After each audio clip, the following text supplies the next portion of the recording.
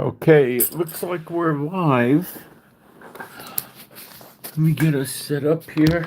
Um, okay, I'm Moshe, coming to you from Israel in the Galilee. Nice day today.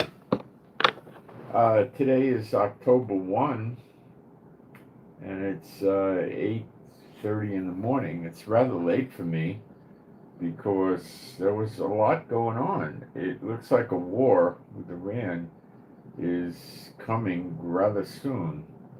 And I'm going to give you the full breakdown of that as we get into it. But it's really a big movement going on here. And I'll cover all the details with you that I've researched this morning. And most of the people are not really understanding the full scope of what happened. But a lot happened. In terms of moving equipment, it was. Wait till you hear what happened. It's a lot. So today is nice, 74 degrees, high 85. Short-lived. We're good today, we're good tomorrow, then we're 91 on Friday, 94 on Saturday, probably the Shabbat punishment weather again, my guess. Then we go down to 89, and then we go to 83, 82, then we get good. Okay, so that's October. You're not wearing jackets in October, but at night you might actually wear one, and it starts to cool. And, at least 7 months a year in Israel, the weather's very bad. Okay? I'm telling you, you know, I'm telling you, it's not a nice situation. So a lot of you are craving to come here, and I would love to see you guys come here so we could get together, and meet. And I'd love it. But the issue there is, you know, um, is this the right time? I don't know. I think it's not far away, but I don't know exactly when. Kind of, you could only get out of the government if you're like American or EU or Canada or something. You can get a 90-day visa. Then renewing it is kind of like a black box. They don't know what'll happen. If the tourism is dead, they might just let you have another 90 days or something. But they're going to definitely ask you why you want another 90 days, because their security alert is so high with the war.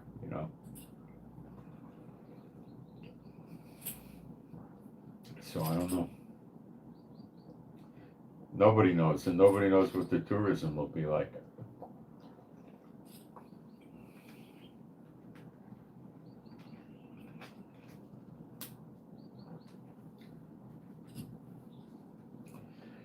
So, um,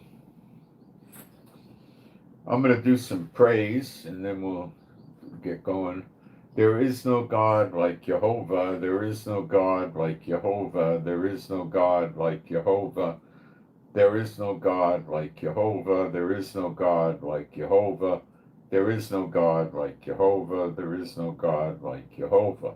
There is no Messiah like Yeshua. There is no Messiah like Yeshua.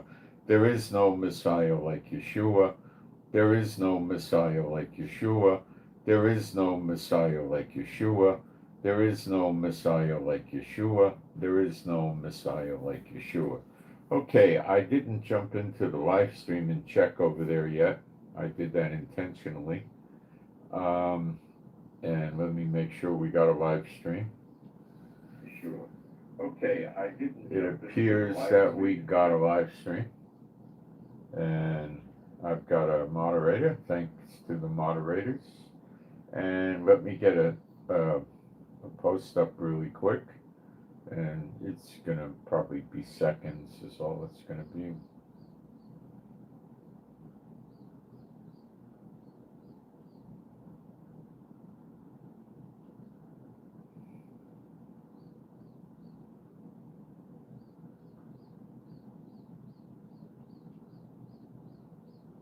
Almost there. check for typos.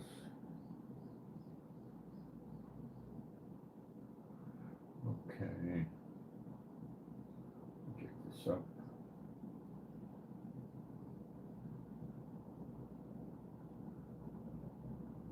And we got it done.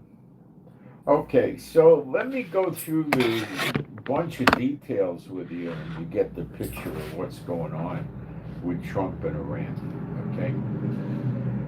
Just to give you a little background, the SNAP sanctions went in. I believe the 29th they went into effect. They're definitely in effect, okay?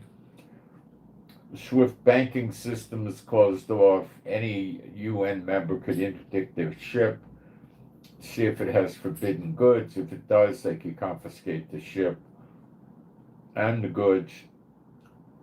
Forbidden goods is not corn and wheat and pistachio nuts. It's basically anything to do with weapons or weapon manufacturing, parts, components, ingredients, and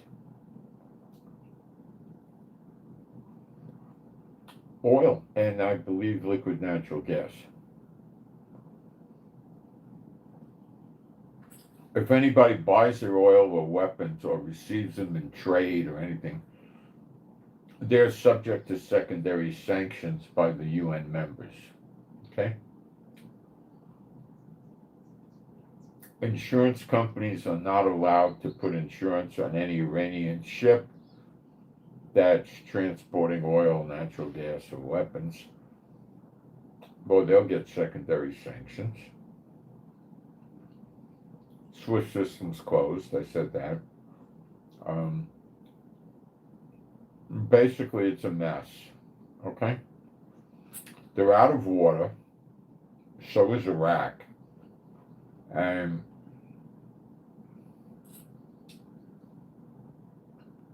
their currency is called the Iranian rial, and $1 buys you 1.13 million Iranian rial as of a few days ago. It's probably getting worse. And there was talk from Iranian officials that they were going to close the Straits of Hormuz, which is a small choker point where the Persian Gulf enters into the Sea of Oman and then ultimately to the Indian Ocean. And if they close the Persian Gulf,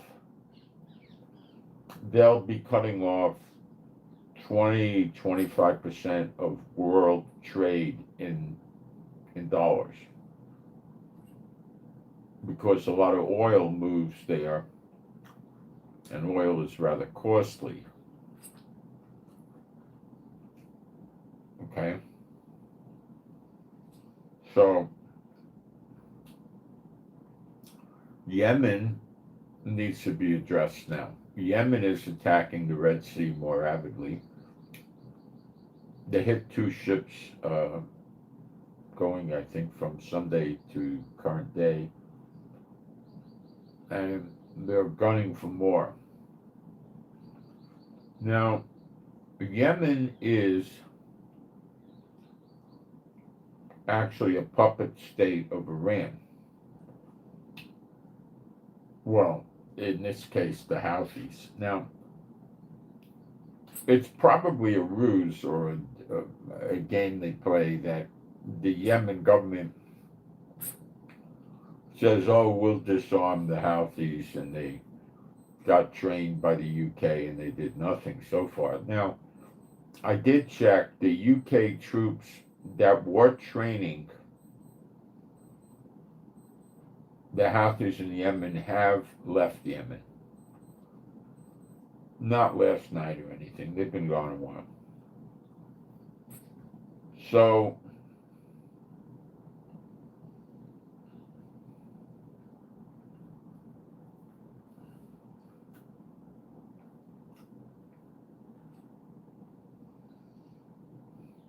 there's no danger of them being there when Yemen gets attacked. Now, what I'm proposing to you, and I didn't get there yet,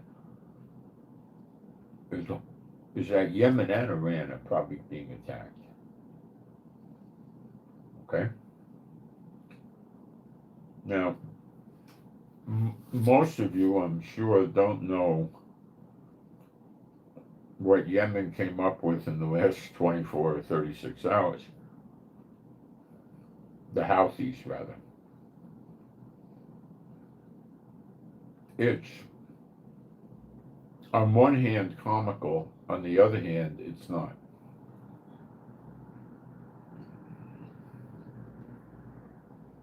The Houthis in Yemen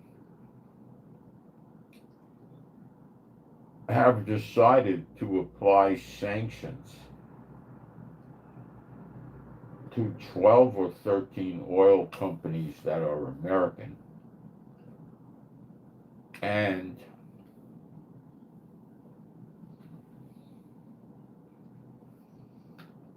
executives of oil companies. Now, Yemen has no ability to close bank accounts and, tell countries they can't trade or they'll have secondary sanctions. Yemen's a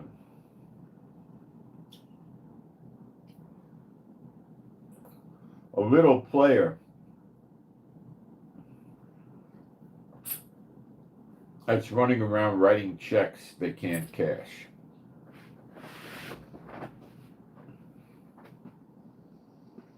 So they too are going to shut off, already have shut off the Red Sea, and they're also going to shut the waters off underneath to the south of Yemen, which I don't know, one's called the Sea of Aden. They got Arabic names for it. And I believe also the water underneath Saudi Arabia, so that'll connect up to the Sea of Oman where the Persian Gulf empties out. So this is probably going to affect 35 or 40% of the world trade dollars. Now this will get a reaction, okay? Now, let me give you some details about these lunatic Houthis. They're definitely mentally ill, and what their sanctions involve and what these deranged psychopaths really expect to pull off, which is bizarre.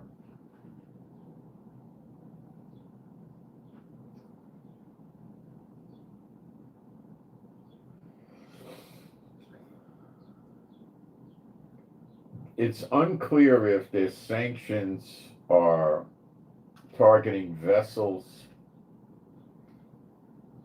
or what, but it appears pretty clear they are going to attack vessels. Okay.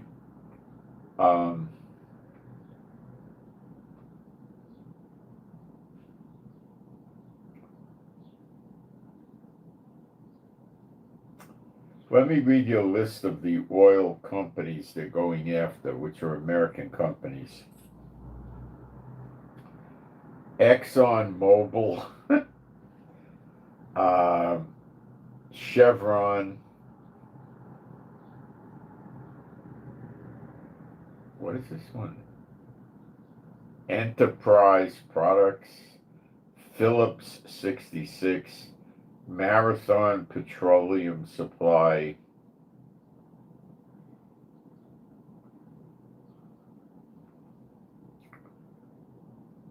Conoco, Phillips, Valero Marketing and Supply, Energy Transfer, Crude Marketing, and Epic Crude Terminal Company. So let's add to the fire a little bit. My Heavenly Father, B'Shem Yeshua HaMashiach, I bind all the unclean spirits from being inside any of the people that work for these 13 oil companies that I read out just now. they shall have to immediately depart, all the people that own, operate, control, or work for these companies, never return unto these people again, and for 1 year continuously beginning now, they are not allowed to go in any of these people. No unclean spirit can go in them. They must depart from any person the very instant they step foot inside any facility owned, operated, or controlled by these companies, or oil platform, or building, or vehicle, or boat. And the unclean spirits, all of them, are not allowed to communicate with any of these people, or guide them, lead them, direct them, help them, or assist them for 1 year continuously, beginning now, B'Shem Yeshua HaMashiach, and you all can join in if you're a true believer and wish to agree. So that'll get things a lot more interesting. Okay. Oh, I left some out. In addition, my Heavenly Father, Jehovah, B'Shem Yeshua HaMashiach, I wish to add into this list OCC Supply and Trading, Occidental Energy Marketing, Pioneer Natural Resources, and Diamond S Shipping Incorporated.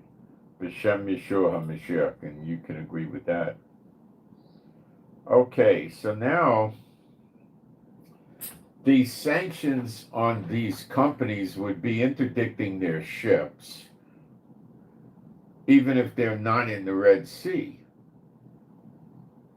Can Yemen do this? I don't know yet. I don't know. Maybe they built themselves some disguised vessel that they stole, or they had themselves. It could be a container ship, or it could be a tanker, I don't know. And they could have equipped it to fire missiles and to launch drones off of and attack shipping far away from Yemen that way. See, they're convinced that the West, let's call it, is except for Israel, is too scared of them. Trump and the UK were attacking them, and then Trump had damaged aircraft and ships, aircraft carriers, and he pulled away. He says, if I stop attacking you, will you stop attacking me? They said, yeah. But they're going to say not attacking you meant your warships. And we're not attacking your warships. But Trump's going to say, yeah, I'm the village idiot. You're going to attack my oil companies, and that's okay. Yeah, sure. Okay. Now, they're also naming executives that they're going to put sanctions on. I'll read you the list. These people are already covered with the binding. Darren Wayne Woods of ExxonMobil, Michael Carl Worth at Chevron, William Randall Fowler at Enterprise, Mark Edward Lasher at Phillips 66, Marianne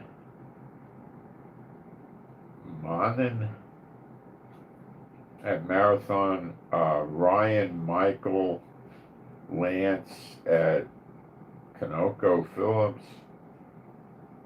Ronald Lane Riggs,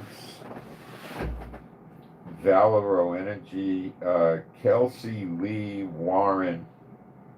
It's another Warren, isn't it? At Energy Transfer,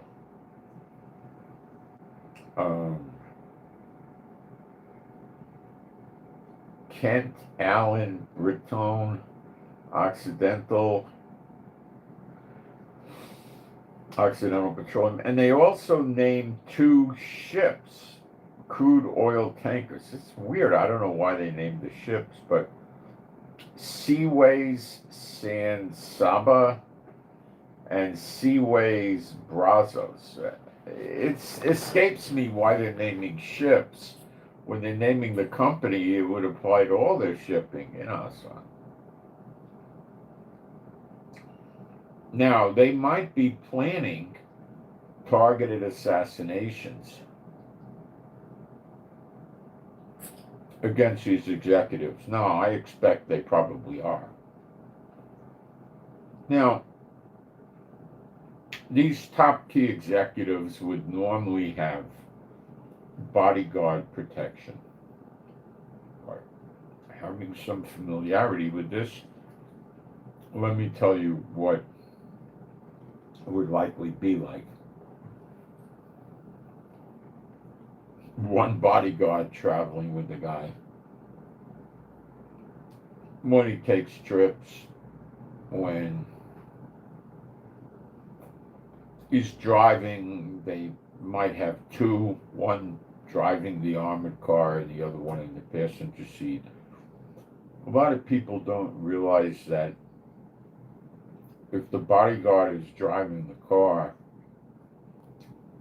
and the car is coming under attack, it's going to probably be one driver plus 2 attackers shooting at the car or something, So to make that work, you need 2.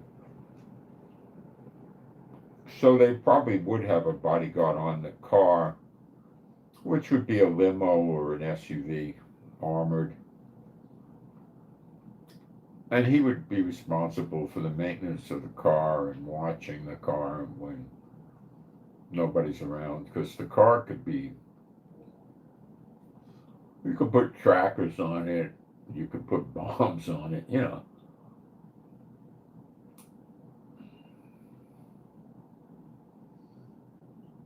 Now,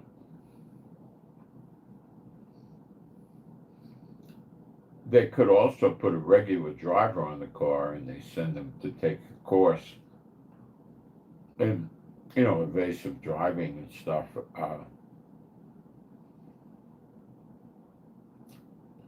It's usually about a week, 3, 4, 5 days, depending what course you take. You can, of course, probably find more advanced ways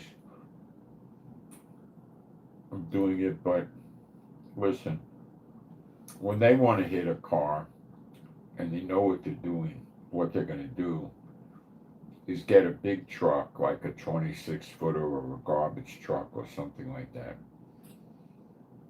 and they're going to block the street with the truck. I mean, they're going to do it in such a way that there's going to be traffic behind the target car. And that means the targeted car ain't going nowhere. Okay? Then they come and they attack the car. Many years ago, they used to put, I don't know what, your porthole in the car, in the inside of the car. And it was probably about a 1/4-inch piece of steel. It could have been 3/8 or even a 1/2 inch. And the bodyguard would move it away. It would be about that big. And he'd move it away. It had a hand, a pivot on a screw. He'd move it away, and then he'd put his gun in that portal. And he'd fire. And the first round would break through the sheet metal of the car, and then he could shoot at the assailants. But it wasn't really that accurate, and you could hit bystanders and stuff like that. And once you open it up, they could shoot in that opening. It was not a great idea. So it fell away. They don't do that anymore that I'm aware of. They used to. I think it's over. So there's no real way to shoot to shoot out of the car. Now, some of these guys, like an oil company that has no problem with money, could take a Suburban and it's, instead of spending, $30,000, $40,000 getting it armored to stop pistols, they could spend 150 or 250,000 and get it to stop rifles. And they could even armor the floor plans to stop an explosive blast.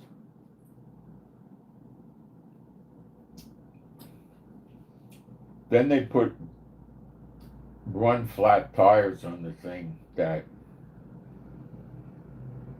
are probably 8 or 12 ply. In other words, they're going to go for miles without a single piece of air inside it, no air at all. So they could get shot, and you're going to get at least 4 or 5 miles out of it. But that's all you need. They'll tell you 25 miles usually, and you might even get 25 miles, but you don't need that much usually, unless you're out of town somewhere. But if you're in a city, you just need blocks, But they just make sure you're trapped and you're not going anywhere. So all your escape plans are out the window. Now what you going to do? So they can't get in. They're not going to be able to crowbar the door open. They're not going to be able to take baseball bats and break the windshield and stuff like that. They're not going to be able to take pistols and shoot it. What they'll do is what the cartels do. They buy a Barrett 50 caliber semi-automatic rifle that weighs about 35 pounds. It's big. It's probably a good 40, 45 inches long, at least a meter. It's a big honking thing. It has a 10-round clip. You could put one in the chamber. You got 11 rounds of 50 caliber. Now, if you shoot regular 50 caliber full metal jacket at the window, it might be able to stop the round, the first 2 or 3 even. But now we're talking about window glass that's probably 2 inches thick. Aside from the added weight, and that stuff is heavy, you got visual distortion, and it looks like you got a war tank, So a lot of executives are not going to want that, but many times they don't get to make that decision, They'll armor the car with steel plates, or hardened steel plates. So they're probably going to put 3/4 of an inch of steel plates in the car. Hardened steel, that's going to stop a lot. I mean, they could put a whole inch in there if they want to. I don't know what's going to get through an inch. But what they do is they run out, the assassins run out of the car with a 50 caliber, a Barrett rifle or another brand, and they have armor-piercing rounds in there. And they put 1 or 2 rounds through the window, and the window breaks open. And then they just stick a gun in the hole in the window and start shooting. Or they tell you to get out of the car, or they're going to start shooting. In this case, they probably would want the doors open so they could kill the target. The bodyguard's one of the first to go, and he knows it, or she knows it. And then after they dispatch the bodyguard, they'll take care of the principal. They're not going to do a kidnapping in a city in America. You can forget that, like Chicago, New York, or Miami, or LA. No. Can they get away with this type of a murder? Nah, I don't think so. Can they make it work? Yeah. Can they get caught? Yeah. Will they maybe try to shoot their way out and go down in flames? Maybe. I don't see any way they're going to get these people out on the street and get away with it. It'd be pretty hard to imagine that. But it could be the case. They could try it. Instead of trying to block traffic, they could just try hanging around the office building and studying the routine of this executive and try to see if they get any kind of patterns. Bodyguards will normally, there's only so much they could do. The guy likes restaurants. Let's just, okay, he might go to his club, New York Athletic Club or something. He might go there and play racquetball or work out, right? So he goes from his executive tower to the New York Athletic Club, and the bodyguards will have different routes. But I mean, you're in Manhattan, and it's what, a mile wide, a mile and a half wide, or it's about a mile wide in most places. So what kind of different routes are you really going to have? No, not much. So they could study them, and instead of trying to do a real sophisticated move like that, the bodyguard has 3 routes, and they might wait for him on one of the routes all week to see the bodyguard use that, and then just try to take the guy out from foot when the car is moving. 2 of them hit the car with machine guns, like AK-47s, and they drop a clip in it. Now, it would take 2.5 to 3 seconds to drop a clip. Means fire a whole 40-round clip. So 2 of them could put 80 rounds in the car. Now, they can have armor-piercing ammo for that as well. And the windows are just absolutely not going to hold up. Not against armor piercing at all, and it's going to be the first few rounds. The windows may stop, but then the windows are going to give, and the glass is going to be not there, and it may be hanging on, but when you're talking about 80 rounds, 40 rounds of window. Look, there's nothing to say they can't just put another 40 rounds in after that if they had to. So I mean, they can get them. They could also use bombs. They could take a bomb with a magnet and attach it to the car while on foot while the guy's driving around. They might not know it. And they could put, a pretty good explosive on the car. I don't know what that'll do, but it might flip the car up in the air and hurt or kill them. Now there's the other option of storming the office. Okay? Now that'll be rough and probably not feasible because there'll be not $200,000 a year bodyguards, but there'll be, $20 or $15 an hour security guards in the building at the entrance, and the floor where this guy's going to be on is going to have, you're not going to be able to just push the button in the elevator and go there, stuff like that. So I don't think that's a plan.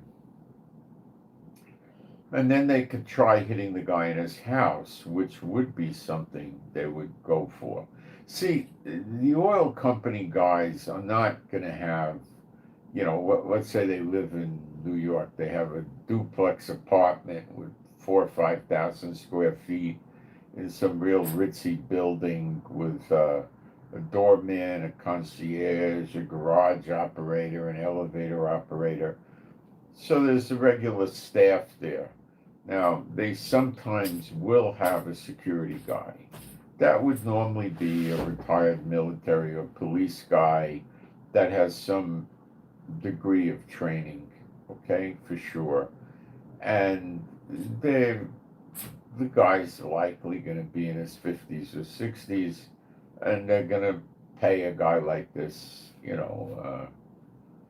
today's in New York, probably 40, 50,000 a year or something like that. Maybe 35, 40, I don't know, depending on the city. And he'll have a gun, and that is not that much of an obstacle. They just walk up and shoot him, you know. The other people are elevator operators, concierges, doormen, and they're not going to resist. Then they go up to the apartment, and they got security people in the apartment, but probably one maybe sitting on the floor. You're going to have a keyed elevator. You'll need a key in the elevator. Well, if it's a doorman, the doorman could take you there probably. The floor would be secure.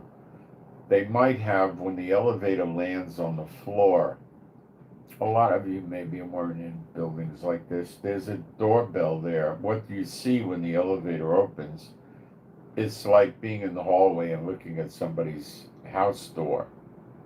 You see a lock, a deadbolt lock, like an apartment house door in the door to get off the elevator on the floor. So you need to put a key in and turn that, or somebody inside opens the lock.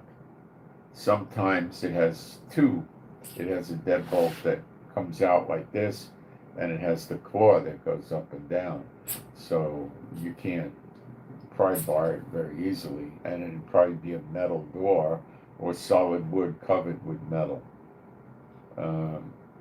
They would probably put enough metal in there to make it, at least handguns wouldn't penetrate with any effect. Then they'd have a bell you could ring, and somebody inside would say, "Who is it?" They might have a closed circuit TV hookup, and they're not going to open it up. They don't know who the heck you are, and they're going to start calling the police and calling downstairs, and downstairs isn't going to answer, and they'll call the police. Police will come, but it might take them, 8 minutes, 12 minutes,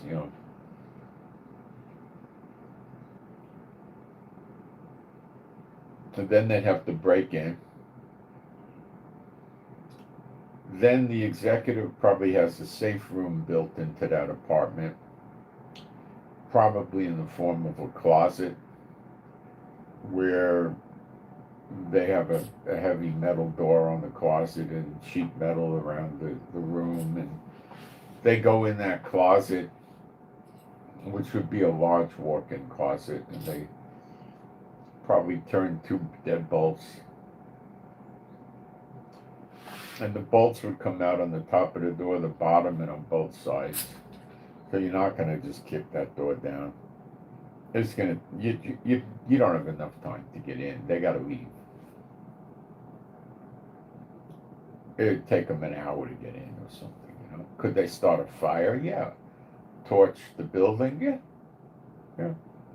How well would that work? Probably very poorly, because they have sprinklers, and the sprinklers would come on and the fire would be very anemic and get put out, and they would just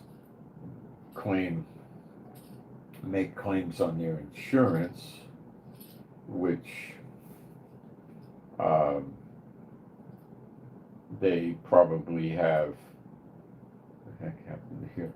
They probably have, you know, $180,000 sofa and a $200,000 antique table, and you know, the guy might have $4 or $5 million worth of junk plus artwork in his 5,000 square foot duplex or triplex place. And, you know, even for them to look for him, to try to find out where the guy's hiding in a place like, you know, 5,000 square feet is going to take you 8 or 10 minutes. They don't have any time. So I can't imagine them hitting the apartment. They could try to hit him when he's going from the elevator to the basement to the car, but this guy doesn't have that. The bodyguard will go get the car and pull it to the front, and then he'll come down. You know, so it's not that hard to get him, but it's work. And there are sleeper agents in the United States, millions. And can you tell me why the Houthis didn't send sleeper agents to America? Do you have any reason why they would not have done that? I can't think of a single reason. Can you? So let's assume the Houthis have sleeper agents there and they try to get the guy. Other things where the guy's weak is he probably uses helicopters from time to time. In the city, they can attack the helicopter with a shoulder-fired weapon and take it down. The bodyguards can't do a thing about it. The same could be done at a private airport where the guy gets on his jet. The jet could be attacked with a shoulder-fired weapon, and the bodyguards can't do a thing about that. Other than that, they have to try to get him when he travels overseas, and they might be able to deal with him better in another country. And rest assured, these guys have had their bodyguard detail doubled or tripled, and they're also protecting the family. They control the oil company. So if the oil company has to absorb another $2 or $3 million a year for their bodyguards, they don't care.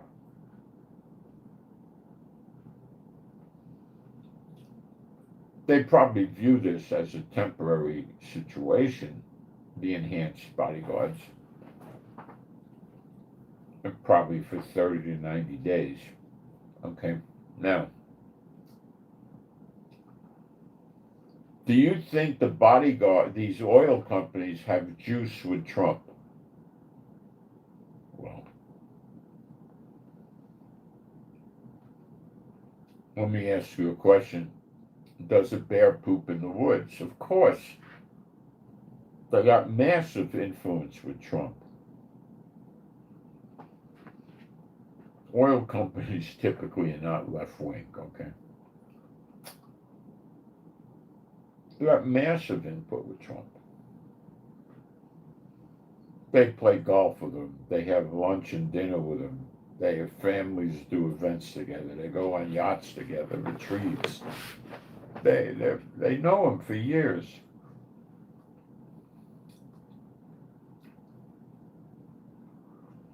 They get on the phone with him. Okay?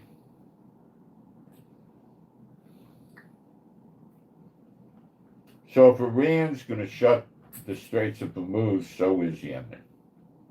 Going to shut the Red Sea in the area around the Red Sea, where Saudi Arabia is and the south there.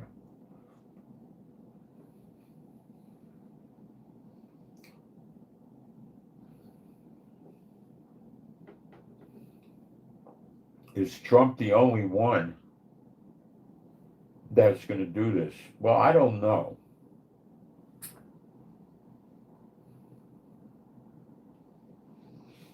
The IAEA said that, you know, just before the snapback sanctions, that Iran was enriching uranium at 90% weapons grade. They need less, I think it's 10 or less for, you know, making electricity.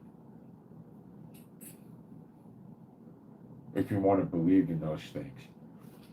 So Iran is defying them.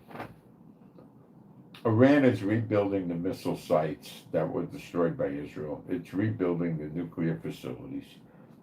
It's saying they're going to continue with the nuclear. So what do you think's going on?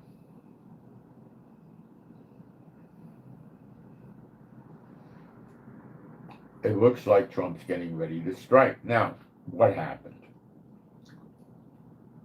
On the 29th, about 30 or 31 refueling tankers, KC, what are they, 135s and Pegasus, moved from the United States to Europe. Several bases, Ramstein and a couple others in Germany and other bases. They had 3 bases. Now, dozens more refueling tankers moved on the 30th. It wasn't a separate operation. It was just such a big operation, it carried over into the next day. I don't know how many refueling tankers they brought over. It was more than 30. It could be 50 or 60.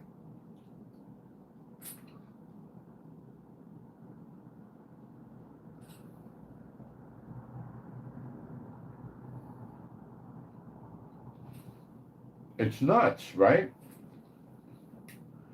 Now, these refueling tankers didn't come by themselves.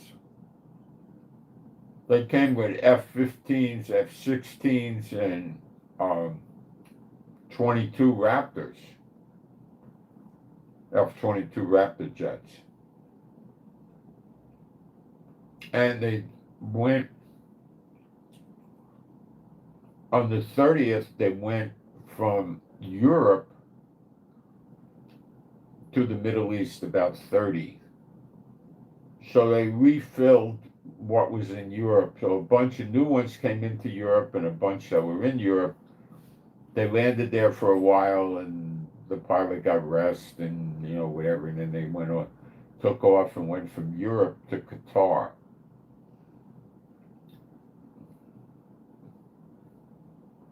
Not Diego Garcia.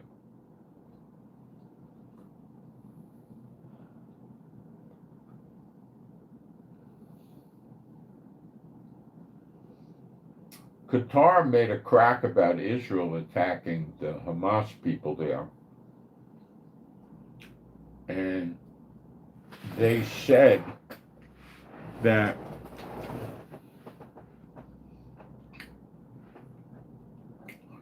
after Israel attacked them, they implied they got air defenses.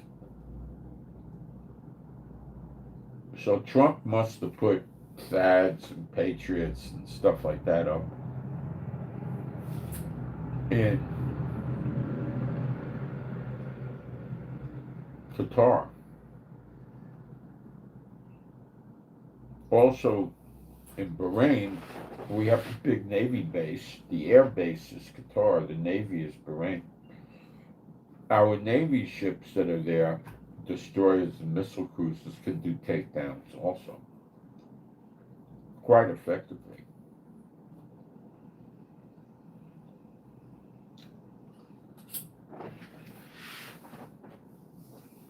And of course, Trump told Netanyahu to apologize to Qatar, and Netanyahu did that on the phone. And Qatar didn't think it was a genuine enough effort, but they kind of accepting it, I guess.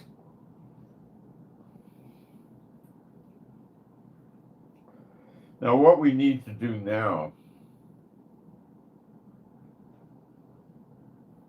Oh, yeah, somebody pointed out something very intelligent. They could trap the vehicle and put drones after it. If they could smuggle, weaponized drones into another country, well, they could maybe do it, yeah.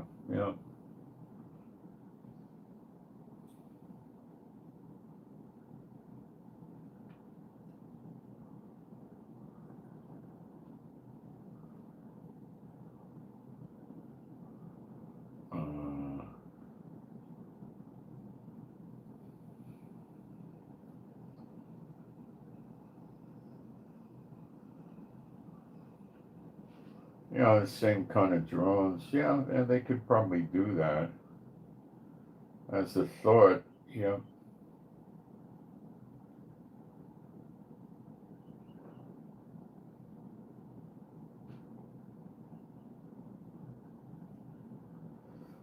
Okay. I need to give you some statistics so you understand the ramifications of this.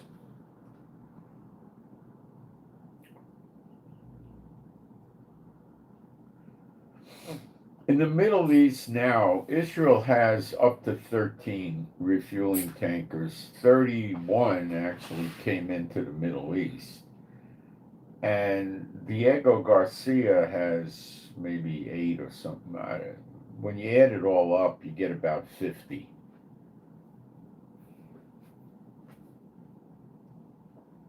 Now, these planes, the KC-135 and the Pegasus refuelers, can do 4 to 6 jets if you're talking about a full refueling, which I think we'd be talking about here.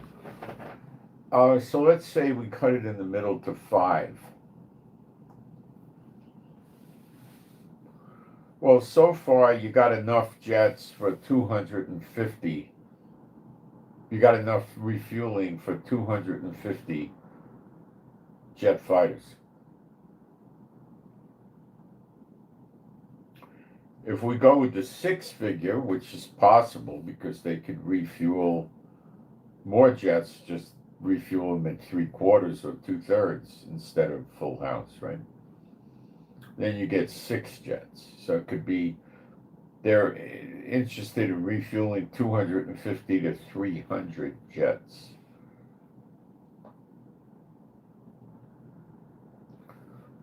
The total amount of jets that Israel has is a little over 300. It's not Israel alone. Israel could muster up about 100 jets, probably. That's it.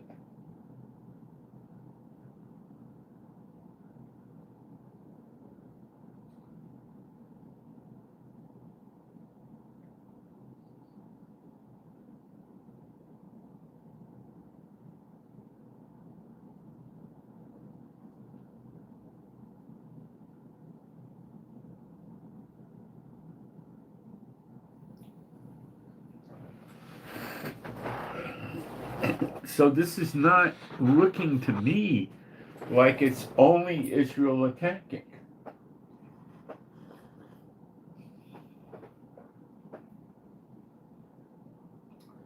Now we know France, Germany, and the UK are peeved at Iran. They called the snapback sanctions, and then what did Iran do when the sanctions came into place? Iran basically told them to drop dead. Okay? Not literally, but essentially go fly a kite in a lightning storm, you know, some, yeah, they defied them.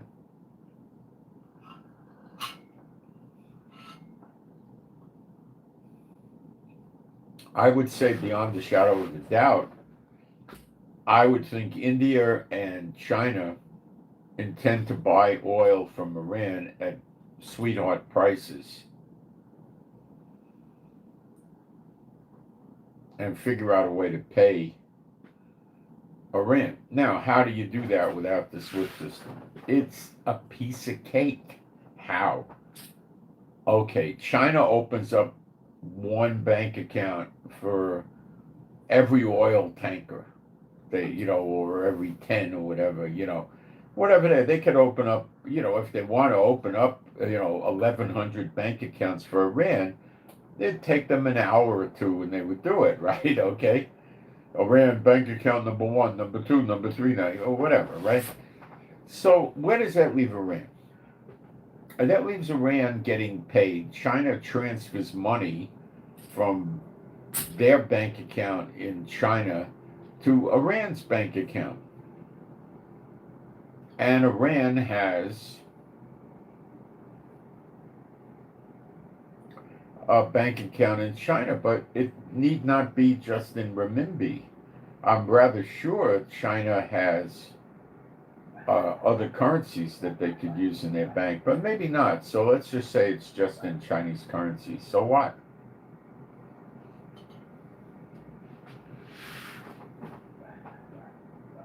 If Iran wants to buy something,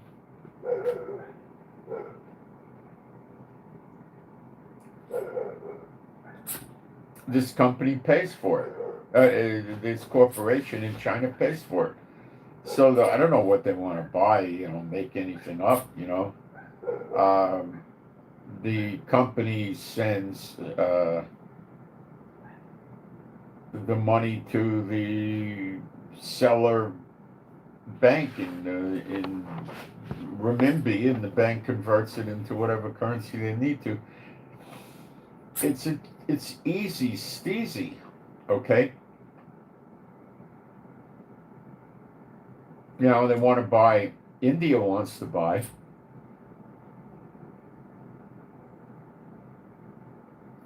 India will pay them in renminbi, in Indian rupees for the oil.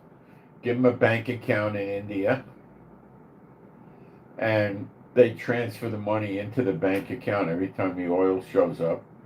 And then when Iran wants to spend the money, they transfer the money to to the seller of whatever they're buying. They would say they're buying corn, So they get the money to the guy selling them the corn, or the tires, or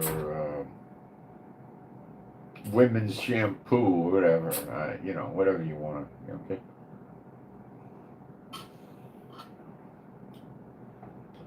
Now, food and clothing could be delivered into Iran without any problem.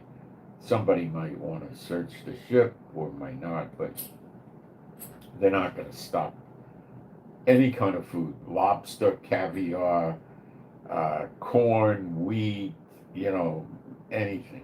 They're not stopping that, okay? So that keeps the Iranian economy going. So let's say Iran wants to fund the Houthis. So how do you do that? Well, the Houthis need a bank account somewhere, and they transfer it. So the Houthis open up a bank account in China, and they transfer the money. China pays for the oil to the Iranian bank account, who then transfers money in part into the Houthi bank account, and then they do what they want with the money. So how hard is this? Not hard at all.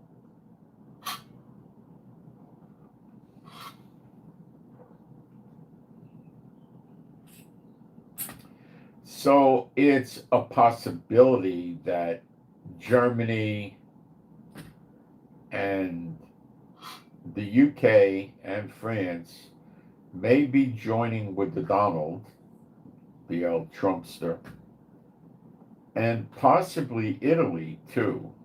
I have a feeling Italy will throw down with them in attacking Iran as a threat. And Israel, they may not want Israel with them because it looks bad, or they may want Israel with them. Now, is there a chance that this attack is really just Israel doing it, and America's standing there with a lot of forces in reserve to protect against an onslaught from Iran, like attacking American military bases and other oil-producing countries and closing the Persian Gulf? Yes to all of that. Now, let's go back into some more information, because there's an aircraft carrier that America has also started. Well, it's not so started. It's actually showed up at the Gibraltar Straits yesterday, I think, which is the entrance when you go from the Atlantic to the Mediterranean. There's like a pincher point the ships go through. So it's already in there. So the aircraft carrier is going through the Mediterranean. A little bit puzzling. Let's get into this. Hold on. Let me delete some of my notes. Get going. I'll give you the name of the aircraft carrier, and we'll get an estimate when it's going to show up in theater. But the fact that the aircraft carrier is going in the Mediterranean discounts this having much to do with Russia at all. Bringing the planes into Qatar is not something that would happen if they were dealing with Russia. And I do believe that Trump is nowhere near ready to start attacking Russia with his military, with American military. That's not yet the case. I just don't believe that would be the case. Let's get the name of that aircraft carrier. There's already one aircraft carrier in the Middle East.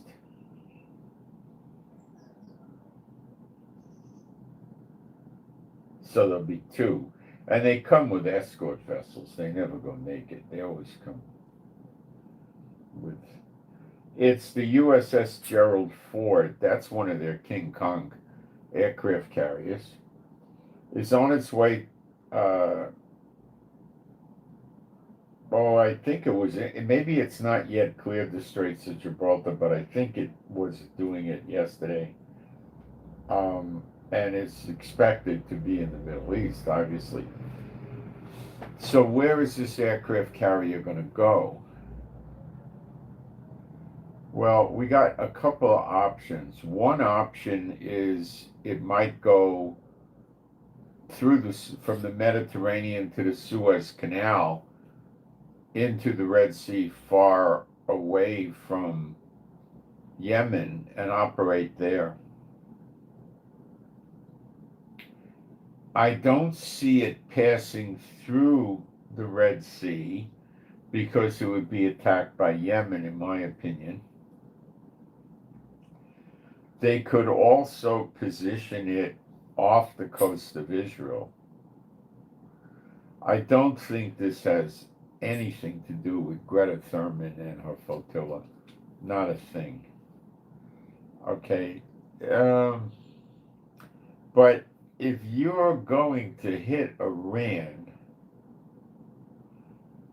you might want to be down by Diego Garcia, but I believe that's where the first aircraft carrier already is. So why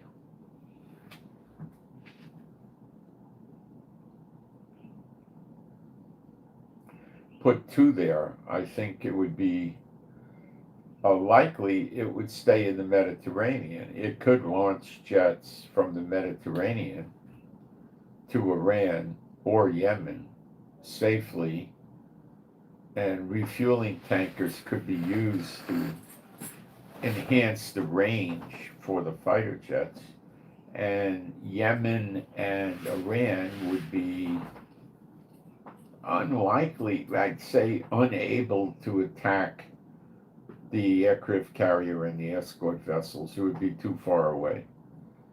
And the aircraft carrier would likely be launching initially F-35s, which are stealth, and they can't get taken down by Yemen or Iran. And then after the radar was taken out by the F-35s and the anti-aircraft systems taken out by the F-35s, they don't have to worry about any fighter jets coming up. So when that happens, then F-15s and F-16s would come in loaded for bear. Now, let me get some information gathered here on aircraft carriers.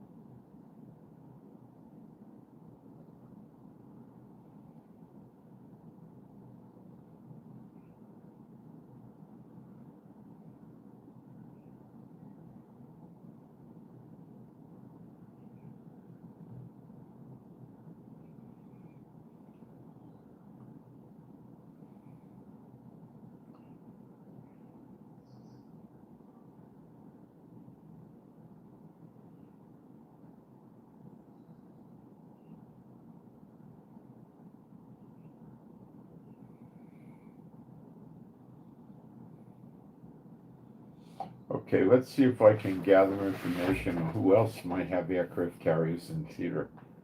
That'll help a lot. Okay.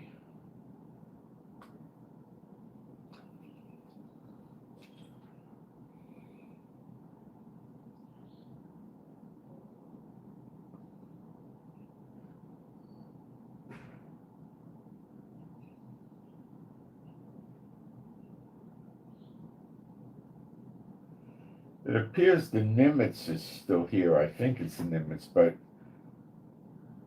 they have, America would, it appears, has one. Wait. I gotta read this. Give me a minute.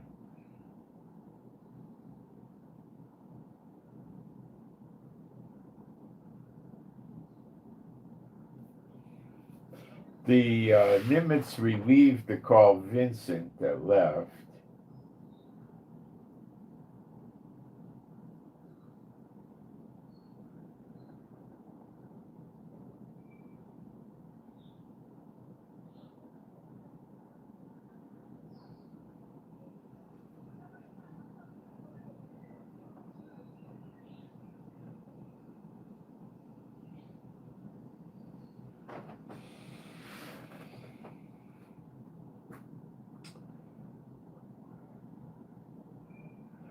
The UK,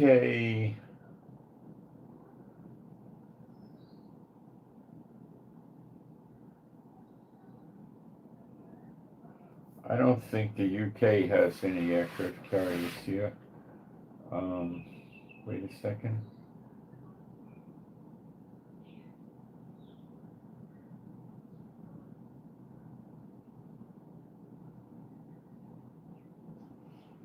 The UK is saying in November they're going to bring a carrier back to the Middle East, but doesn't mean much. The Charles de Gaulle, France's only aircraft carrier, is undergoing upgrades and maintenance.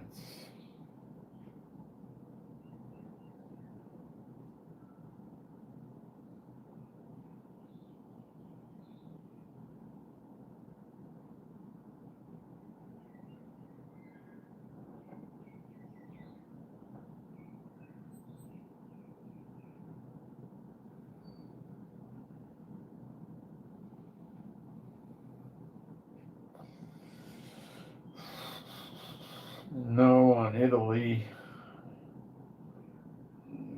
Germany has no aircraft carrier.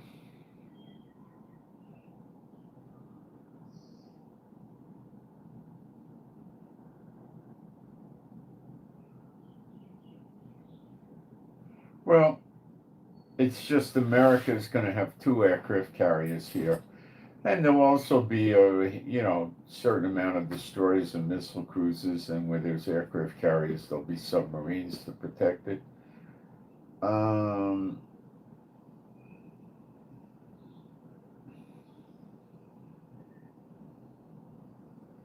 So I don't think the other countries are going to send aircraft carriers, but that doesn't mean they're not going to send aircraft. They could fly, you see, Germany, France, and the UK could launch aircraft from their home country to the Middle East with refueling tankers. It's not that big a trip. From Tel Aviv with commercial airlines to Paris, I think it's 3.5 hours. Maybe it's 4.5. It's been so long since I did it. It's not that much of a flight. Germany would be rather quick.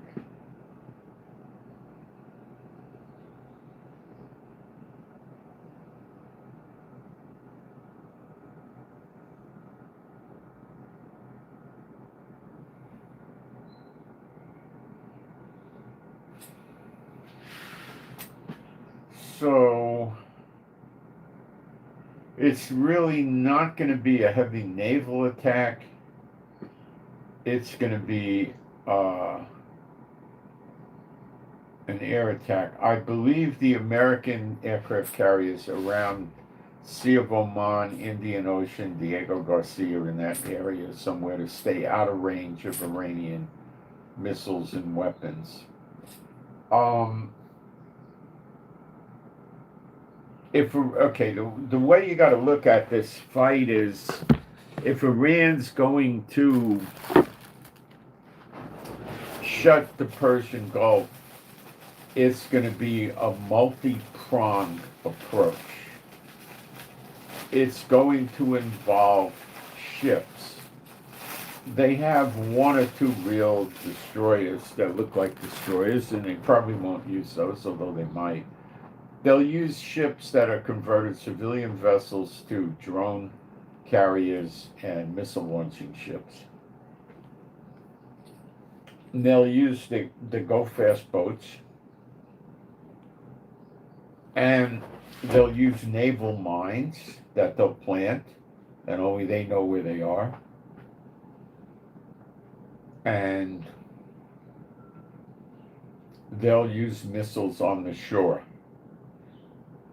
They will be able to shut the Straits of Hormuz most efficiently and 99% effectively.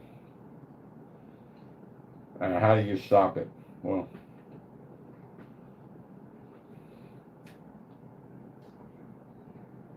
first they demand it stops. They go to UN Security Council. China says no, we're not doing anything to Iran. Russia says no. That fails. Then they give Iran an ultimatum. Iran says go fly a kite. They increase the sanctions, which is meaningless.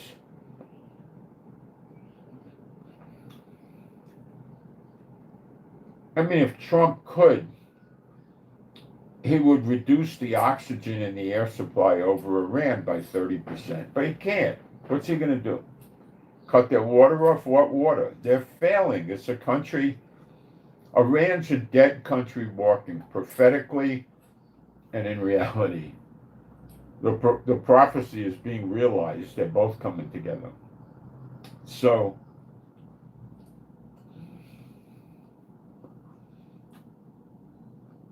the ideal way to stop the Straits of Hormuz from being closed is to bring a preemptive threat into the theater to scare Iran. Will that work? Nope, because Trump has earned the reputation of being cowardly when it comes to war, and Iran will not have any fear of him. Iran knows that he'll bring weapons into the theater, and they assume he will not use them.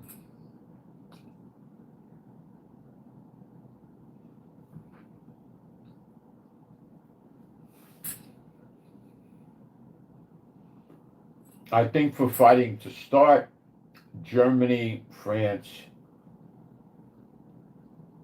and the UK, and probably Italy, are going to have to get on board with this and all send some military to join together and get rid of the closing of the Persian Gulf, and they got to get rid of the Houthis too.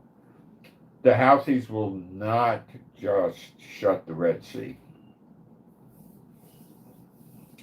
They will shut the oil refineries in minimally Saudi Arabia and likely Jordan.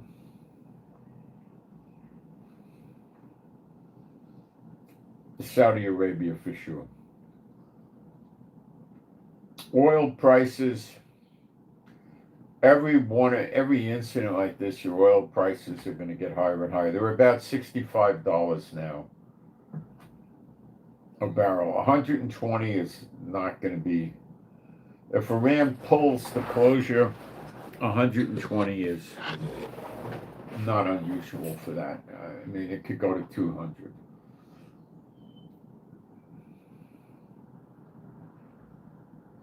Let's see if oil prices got higher yet because of what the Houthis are doing with the oil companies with their so-called sanctions.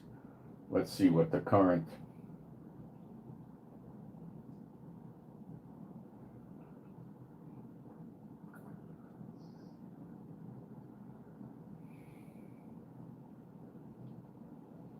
We'll get the price for the Brent and the regular crude. The Brent is what they use in Europe.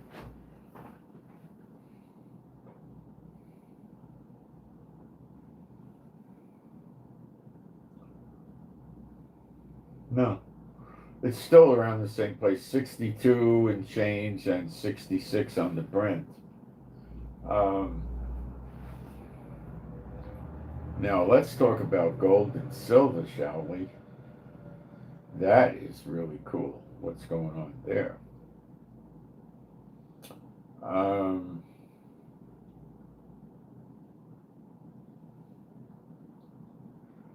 Gold in the last 24 hours hit 38.99. It stopped the resistance point of 4,000. It's $100 away, but it didn't make it to 3,900 yet. But I'd say give it a day or two, and it likely will. 38.99. This is really gonna just take a sneeze to hit 4,000. Now the low in the last 24 hours. No, I don't have the low. But a couple hours ago this morning, it was trading at 38.62. So it's well in the 38s, well up there. Some blips, most of the people don't know what the Houthis did with the sanctions on the oil companies and their executives yet. Wait, that'll affect oil prices. They don't know about it yet. North America is still sleeping now. Wait. Now silver went to $49.68 in the last 24 hours, right on the cusp of $50. And it went back down. It got pushed down. There was a lot of resistance against that, and they shoved it down to 46.98. They shoved it down to like $47. They don't want to see it hit 50. Part of the reason is if silver shoots up even $3-4, it's going to reflect on gold by pushing it up too. So they're trying to suppress the price of gold. They can't. So what's the time for the aircraft carrier going in the Mediterranean to get here? Probably 4 days, 5 days. It will be by Israel. They may park the aircraft carrier near Israel. I expect they might.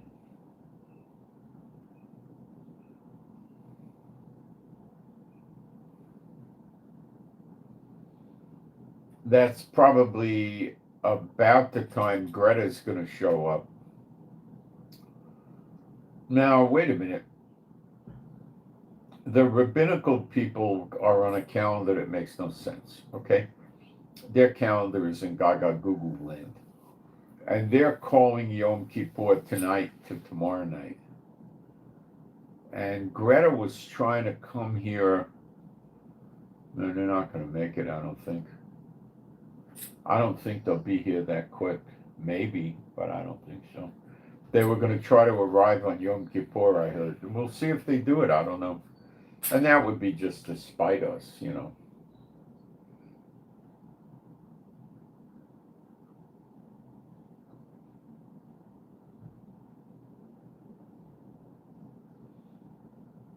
And remember, not just refueling tankers came here, an undisclosed amount of F-15s, F-16s, and F-22s. Okay? Things like moving tanks and infantry, we're not seeing that. This would be air attacks. Okay? Figure there's about 80 planes on each aircraft carrier, that's 160. Then they have planes here. Diego Garcia has planes. They have planes here, Israel has around 40 F-35s and a few hundred in the probably with F-16s and F-15s, maybe 150 combined or something like that, you know. We don't have a huge amount, but we got enough, you know.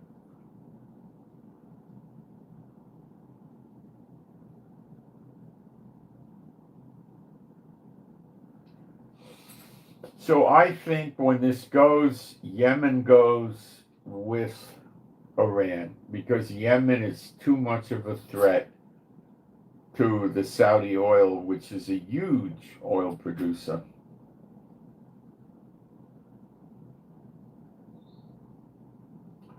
They don't want to see oil prices go up because it's going to be hyperinflation time.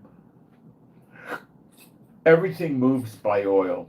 Trains, boats, airplanes, trucks, cars, all moves with gasoline. And they don't want to see that happen,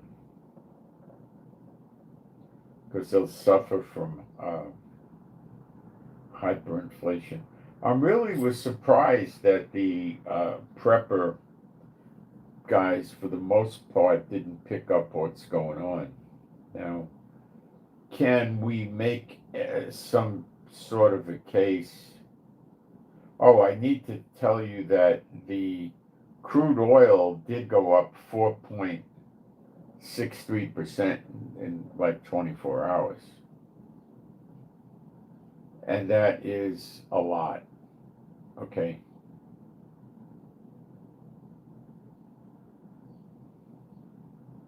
So if it went up one day 4.63, it could go up 5 points another day, 5 points another day, you know.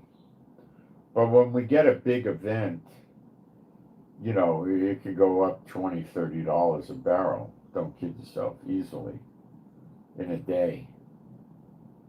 And you get into a frenzy.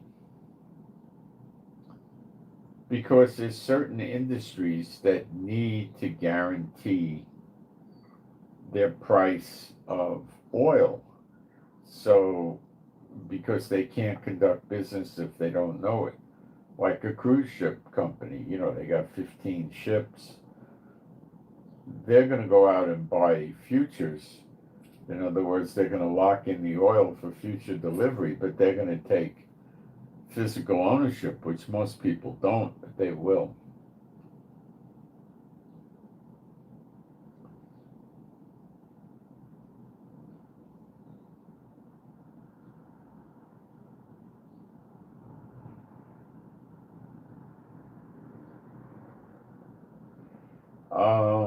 The Philippines took,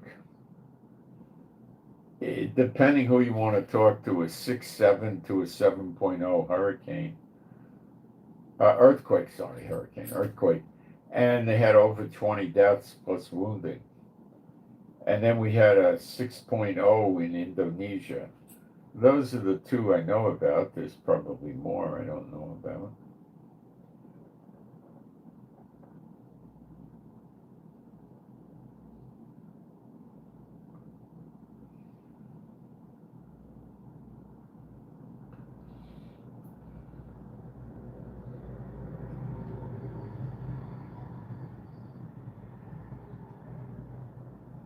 We got documentation out of Hamas, our military did, that completely shows that the flotilla is a Hamas project funded by them, and they've got people there.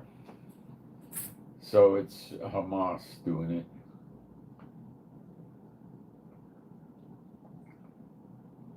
The Atlantic Basin is currently home to two very different tropical systems. They're making waves.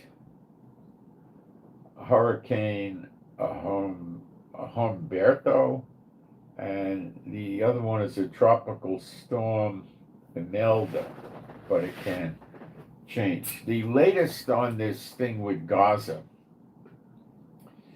is, yes, Hamas did actually get their hands on 21-point peace plan as modified by Netanyahu, I guess, and Trump. And they said that they don't like it right off the top. It acts like they're surrendering. Well, what the heck else is it?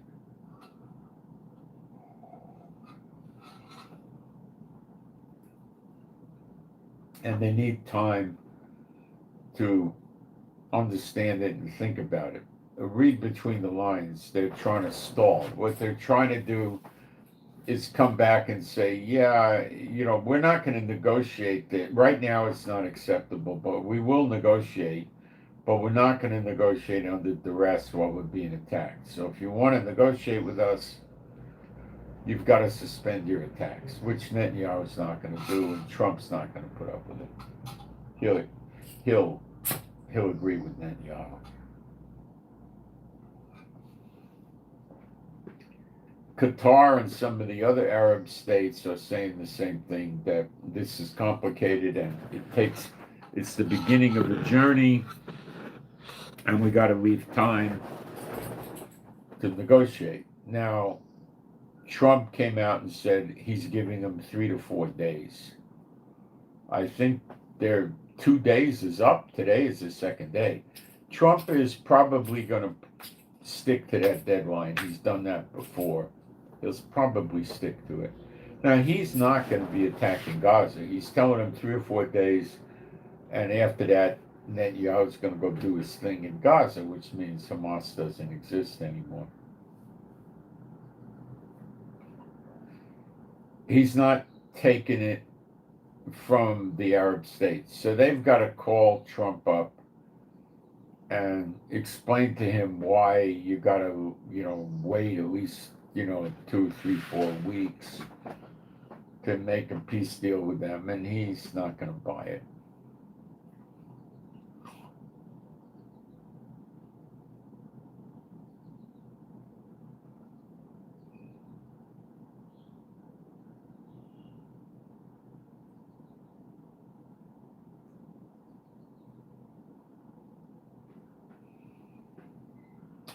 I don't think Trump's buying into this. He wants those hostages back. He's not going to buy into their crap. You know what he might tell them? He might say, listen, you want to go in good faith? Fine. Give all the hostages back. We'll give you a 2-week suspension of the war and we could negotiate. Just for 2 weeks, but you got to give the hostages back first. They'll say, no, we'll give you 5 hostages. And Trump's going to say, I told you, all the hostages, period. And they won't do it, and that'll be the end of that. That's what I think Trump would do. Or he just realizes this, they're playing him for such an idiot. He gets insulted and just says no. Now, do they really fear Trump? No, they do not. Do they really think Netanyahu will bomb him into oblivion? Probably. We're going to have to cover when we get to it what happens to the hostages. But Netanyahu has every intention of, dropping probably something like 600-800 bombs on them.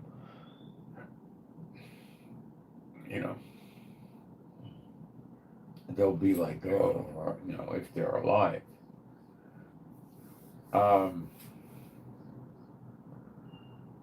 And then if they don't surrender, the Trump proposal, it has no weight. It's not of any value. It's a one-sided contract that wasn't assigned by the other, so it has no value. So Trump will probably figure the best is to get them out of my territory.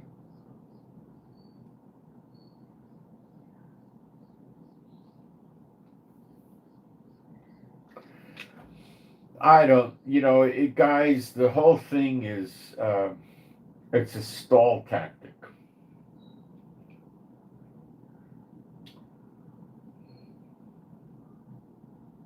Is there anything Iran could do to stop this attack on them? Yeah. Go and call Trump up on the phone and send somebody over to the White House and say, okay, this is what we propose to you.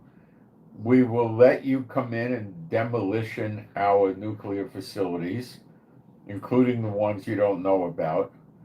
We will commit to not reconstructing them for 10 years. And in return for that, we want our sanctions lifted completely. And we go on from there. And Trump would do it.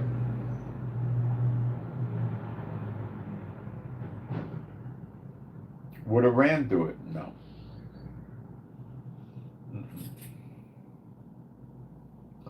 They'll try to lie. That they'll do. I guarantee you they'll try to lie. But they're not going to.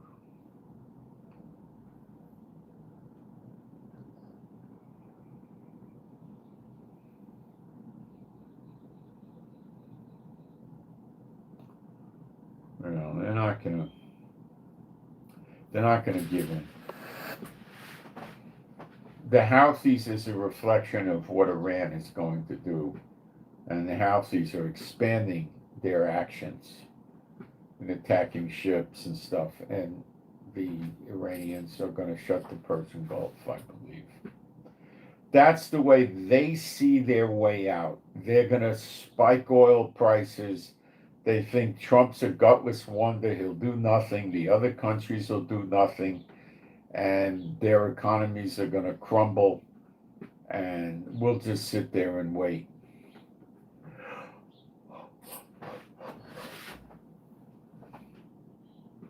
The problem is Israel will attack Iran. And it is also highly possible that Trump is just doing this to back up Israel and just tell Netanyahu, you know, the first priority is wiping out Gaza, Hamas, okay? By the time that starts, because he gave him 3 or 4 days, there's a very good chance that this new aircraft carrier coming in will be close enough where their planes could launch with refueling tankers to run missions against Iran. Okay.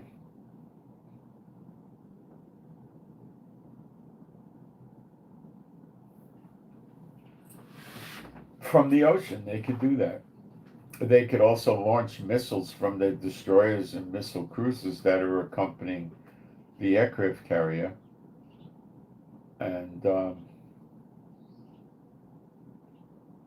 maybe even hit Iran, although I think they'd be pretty far away. But they're also going to have to cover Iraq, so being in the Mediterranean is a nice thing if you're going to bomb Iraq. So I think the priority list, if there is such a thing, is the start will be Gaza. And the second aircraft carrier and all the planes is here to deal with any kind of, you know, blowback from that. Now, we're told tens of thousands of Houthis went to Jordan and they were training to attack Israel, and they're going to attack Israel. Well,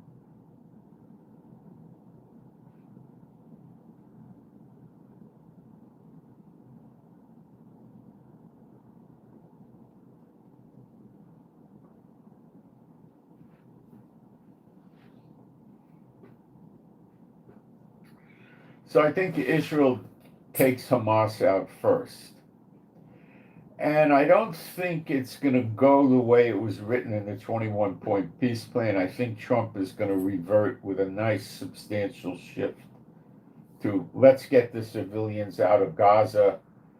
Trump ain't going to talk about him paying to rebuild Gaza. Netanyahu ain't going to ain't going to put up any money.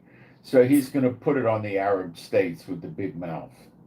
Oh, you Arab states that, you know, love the Palestinians so much, you come up with a fund. And we'll pay them if they want to leave, because the conditions are inhuman and da-da-da-da-da. But if we pay them and they want to leave, they can't come back. Because we're not giving them $5,000 a head and they're going to go out and come back in 6 months. No, no, no. So will that happen? Likely.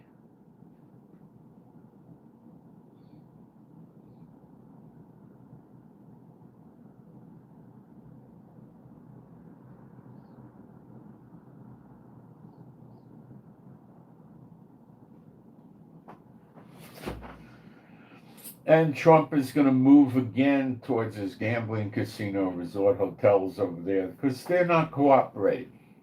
He's not getting the cooperation from Hamas and them, and he's going to go. I'm pretty sure he's going to revert back to that. Like I said, this whole peace plan thing was sort of a ruse, I think. Just a way to make Trump look good and show the Arab states, oh, I'm not really doing this to build gambling casino resorts, And then he's going to turn around and say it's impossible to work with Hamas. They won't give the hostages back. That's what he'll focus on. And they won't demilitarize, and we got to take them out.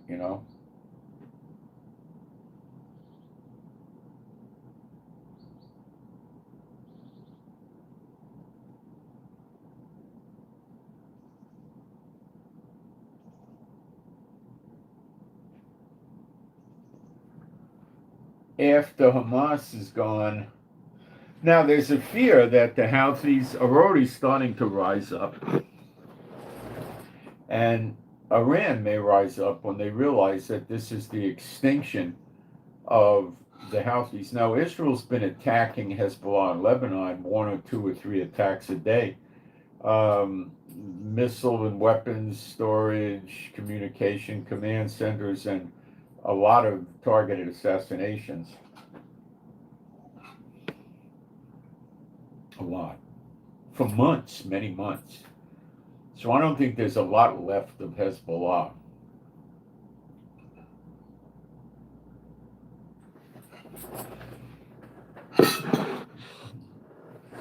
I'm not anticipating them rising up and being able to do much. Now I could be wrong, but I don't think I am. Many of the people moved back to south of Lebanon already. We know Hamas can't do much. They might have a few missiles laying around they could try to get off. A handful. Not much of any threat. Syria is not going to attack anybody. Jordan, yeah, prophetically that will happen. They'll come into the West Bank. That's going to happen. I don't know what's going to happen to the settlers in the West Bank. I don't know. They're for the most part armed, so it's not going to look like October 7th. They can't come in and do October 7th because they have guns. They'll get shot. So if they're going to come in, they'd have to come in with tanks, armored personnel carriers, helicopters, etc.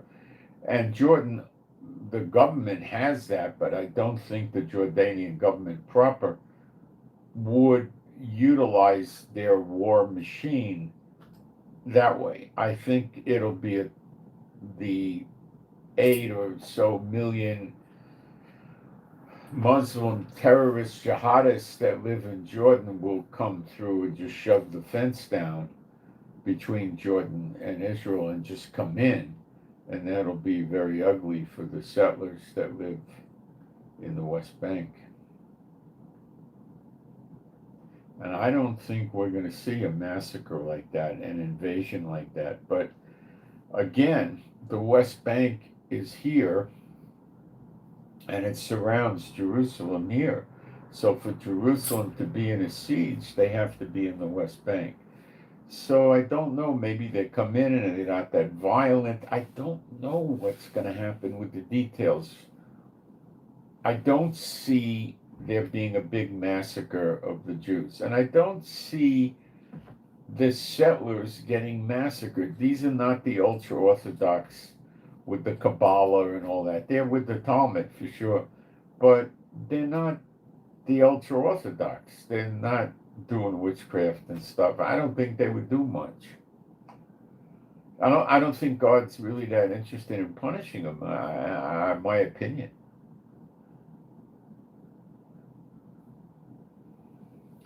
So I don't know when it's going to happen on Iran. I can pretty much tell you it doesn't look like it's going to be this week, um, but it looks like it's coming.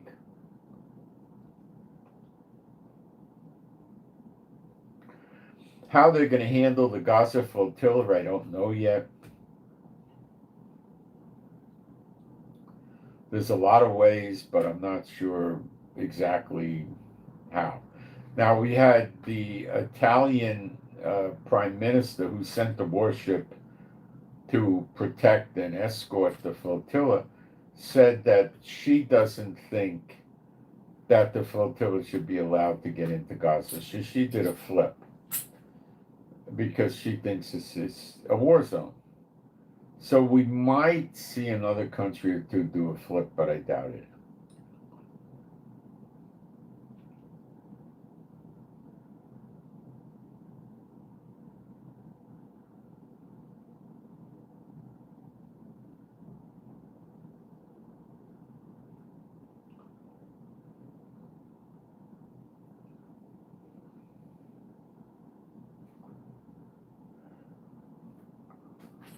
I doubt it. So we're in a real tense time right now. Is all this military buildup for Russia? Most unlikely, because I don't think Trump's ready to attack Russia. He's ready to tell, he told Zelensky, go attack deep into Russia, go, do it. Here, I'll give you Tomahawk missiles. So fine. He's just going to let Ukraine do it. And NATO's been beefing up their protection of the different countries, like Poland, for instance, where the drones have been penetrating. NATO's not beefing up France. France could take care of itself. Um, some of the other countries, like Norway, they've been putting NATO assets in to protect them better. So, you could say that all these refueling tankers, there's still a bunch of them in Europe. They're not all in the Middle East. Now, they may more of them may come to the Middle East, but they don't have to. Let me explain. They're in the bases in Europe. They can be used by NATO to attack Ukraine. Remember, Ukraine and Russia fight is in Europe. It's Eastern Europe, but it's in Europe. So they could, those refueling tankers and fighter jets are normally always there. NATO has a bunch. The refueling tankers can be deployed right out of Ramstein and the two other countries, UK and Italy, I think. They could deploy them from there to attack Russia if they wanted to, no problem. Okay, that works, you know. And also, the refueling tankers in Europe can fly down to the Middle East in a few hours and be used here in the Middle East. But if you're going to up it from 50 refueling tankers to 75 or 80, for crying out loud, I don't know what kind of an air wing attack Trump is cooking up on Iran, but he's Jeremiah 49, Elam, which is Iran and Iraq too, part of it, is going to be destroyed so bad that people don't live there. They leave. They get scattered into every country in the world, and there the sword follows them and they get cut off. Now, it doesn't specifically say what the circumstances are for them departing, but the connotation is, well, no, it talks rather strongly about our enemies. It does seem rather strong that there is a military attack. I'll go there. It uses the word enemies in the plural, which means it's not Israel alone. So we can always learn from prophecy, and prophecy doesn't speculate or lie. So it's Jeremiah 49. Now, what's the verse? Let's try 34.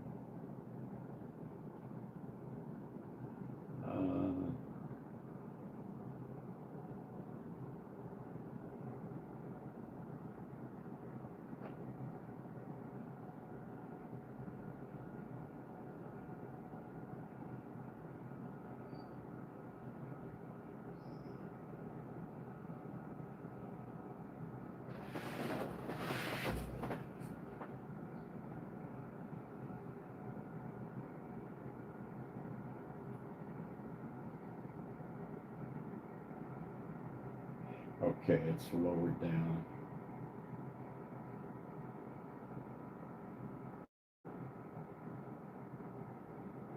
No, it was 34. I had it exact and I missed it. Okay, Jeremiah 49:34. The word of Jehovah that came to Jeremiah the prophet, Yeremahu HaNavi, against Elam, and let's get the pronunciation straight on that. Elam. It's not Elam, it's Elam. Like an AY word, like Elam. Okay, if you told an Israeli Elam, they'd know what you were talking about, but it's Elam, okay? Came to Yeremahu HaNavi against Elam, the beginning of the reign of Zedekiah, king of Judah. So it was given, the prophecy was given in the time of Zedekiah. It wasn't intended to be in the times of Zedekiah.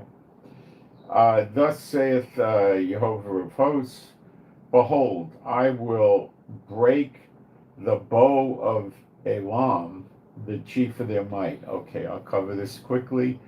You have an arrow, you pull it out of the shaft, you put it in the bow, and you shoot your arrow, right? Okay, the missile is the arrow, and the missile launcher is the bow. The chief of their might is the missile and the missile launcher. Now, the bow is what it says, and the bow is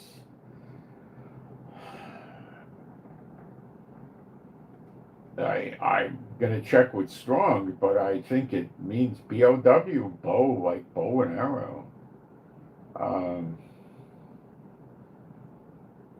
Bending a bow, shooting, yeah, it's a bow. Okay, the missile launcher would be what it is. That's what their strength is, right? The missile cities, the missiles, mobile missile launchers, missiles, missiles, missiles.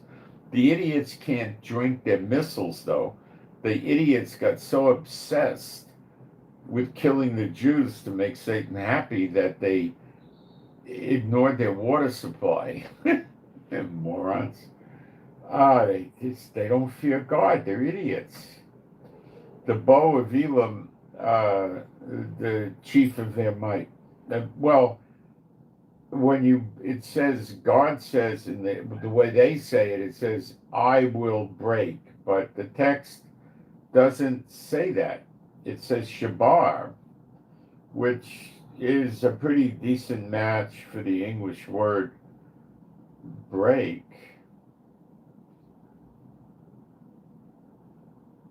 Maybe break in pieces, broken, crushed, they break. But they add the words I will. What it's saying is behold, which is hine.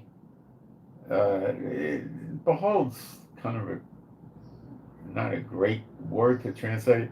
You know, they have that song they sing, Hine Yeshua HaMelech Israel. Here comes, you know. So behold, you could say here comes. Here comes, behold, or, you know, it's coming. Break the bow. Elam's bow breaking is coming. Okay. Behold, it's coming, maybe. Okay. Hebrew doesn't go into English perfectly at all, you know. So, you know, the chief of their might. So how does it get broken? They want you to think Jehovah says he's going to break it, but he's saying, behold, it's going to be broken. So if you got 300 airplanes dropping bombs on Iran, they're not going to, you know, go around getting the schools and the hospitals and the private houses. No, what are they going to get? The missile cities, the missile bases, right? The military bases, the airports, the radar, the missile systems to defend the country from air attacks. That's what they're going to get. That's the bow of Elam. And will it be broken? Yeah, if it's broken by bombs, it's broken. It doesn't say, I will break, okay? So it's not that Jehovah's sending fire and brimstone on it, okay? All right, they screw the translations up. They don't know what they're doing in this case. And upon Elam will I bring the four winds. That's Ruach. Does it say Arbe? Yeah. Four Ruach, and Ruach can mean spirit.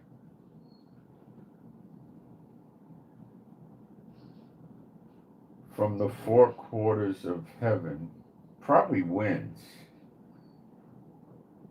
and will scatter them towards all those winds, Ruach again.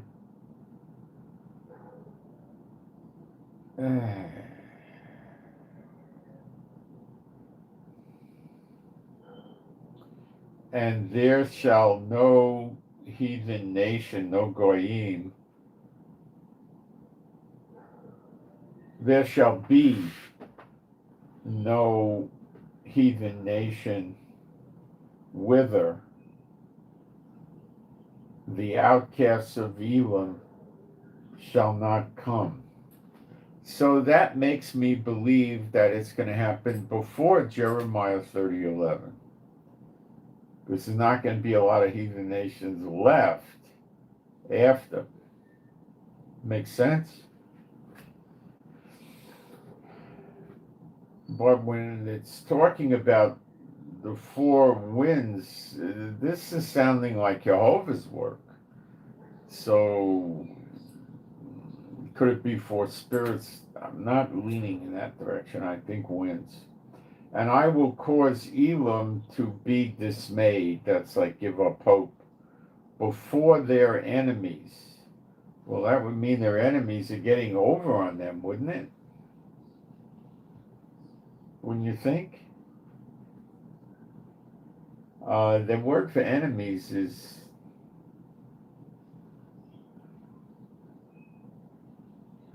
Strong's 341 is the number in Hebrew. And let's see how Strong's throws it into English.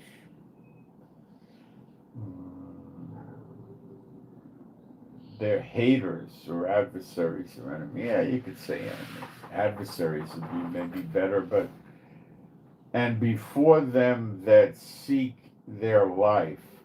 Well, if there's those seeking their life, it certainly sounds like a military operation, doesn't it?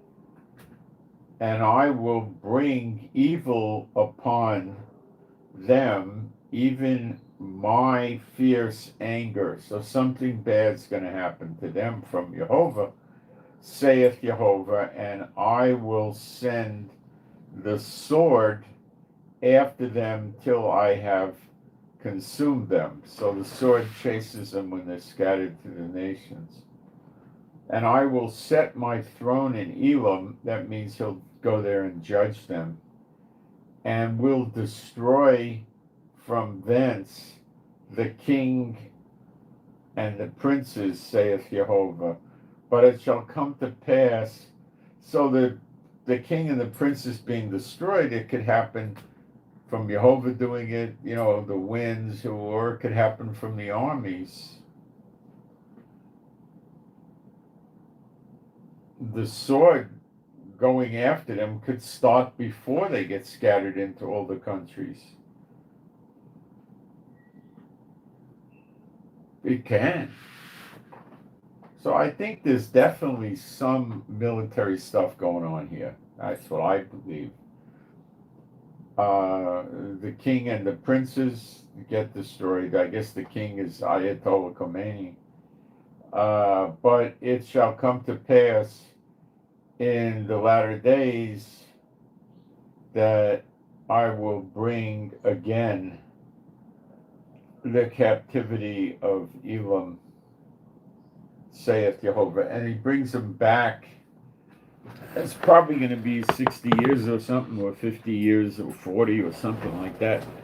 Or maybe 40. He brings them back. And they're in the Gog and Magog attack of Ezekiel 38-39. They're called Persia. So Persia probably means the Persian Empire. Some new Persian Empire. Okay. So they get another rotten role to play again and get wiped out, I guess. So something's up. Hamas isn't going to make a peace deal. Yemen, the Houthis are not making a peace deal, and Iran ain't making a peace deal. So that's where you're headed. Now, Iran might have, and the Houthis might have another asset, which is called sleeper agents in the United States that they're going to deploy. I don't know. Do I think they do? Yes. Yes. Can I tell you for sure that that is the case? I cannot. I highly suspect it, but I can't give you a guarantee on that. Okay.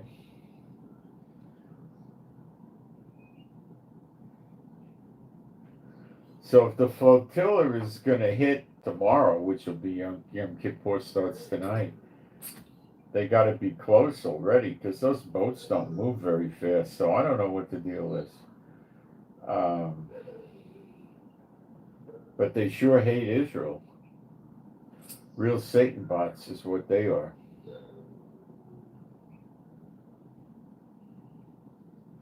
Oh, maybe those warships came to protect them because we tossed them all. Oh. Well, that's an easy fix. B'Shem Yeshua HaMashiach, I bind all you unclean spirits from being inside any person in this Greta Thurman flotilla coming to bring aid, as they say, to Gaza on the boats. I bind all you unclean spirits from being inside any of these people, and you must depart all these people, never return to them again. And you unclean spirits shall not communicate with them, guide them, lead them, direct them, help them, assist them, go in them, or do anything for them, or appear to them, or give them any counsel for 1 year continuously, beginning now. And in addition, you shall depart from all the military warships escorting them, the ships from Turkey, Italy, and the other country, I forget the other country. You unclean spirits shall depart from all 4 of these warships escorting them, from every person on these warships. You come out from them now and never return unto them again. You're bound from being in them. You're bound from, any unclean spirit is bound from going back into these people on this warship. You unclean spirits shall not be in, on, near, or surveillancing any of these 4 warships or any of the flotilla ships for the next year continuously. And you shall not guide, lead, direct, help, assist, appear to, communicate with anybody on any of these 4 warships escorting the flotilla for 1 year continuously. And these bindings are set in place immediately for 1 year continuously. And I submit this to you, my Heavenly Father, Jehovah, B'Shem Yeshua HaMashiach, and y'all can agree if you're a true believer. That explains why the warships went. Aha. Well, Satan's games are the same old junk year after year after year. He just looks for little details, you know. I have a prayer request, just one. This time we have 3 initials, which is okay. Lima Mike Hotel, LMH. Lima Mike Hotel, LMH. Prayer request is for cancer, for healing. So my Heavenly Father, Jehovah, B'Shem Yeshua HaMashiach, we pray for LMH, Lima Mike Hotel, for healing from cancer and other things that may be going on. Pray for this healing now, my Heavenly Father, B'Shem Yeshua HaMashiach, and you all that are believers, true believers, can join in and agree with this and make it more potent. Okay. So I told you tonight is Yom Kippur on the rabbinical thing.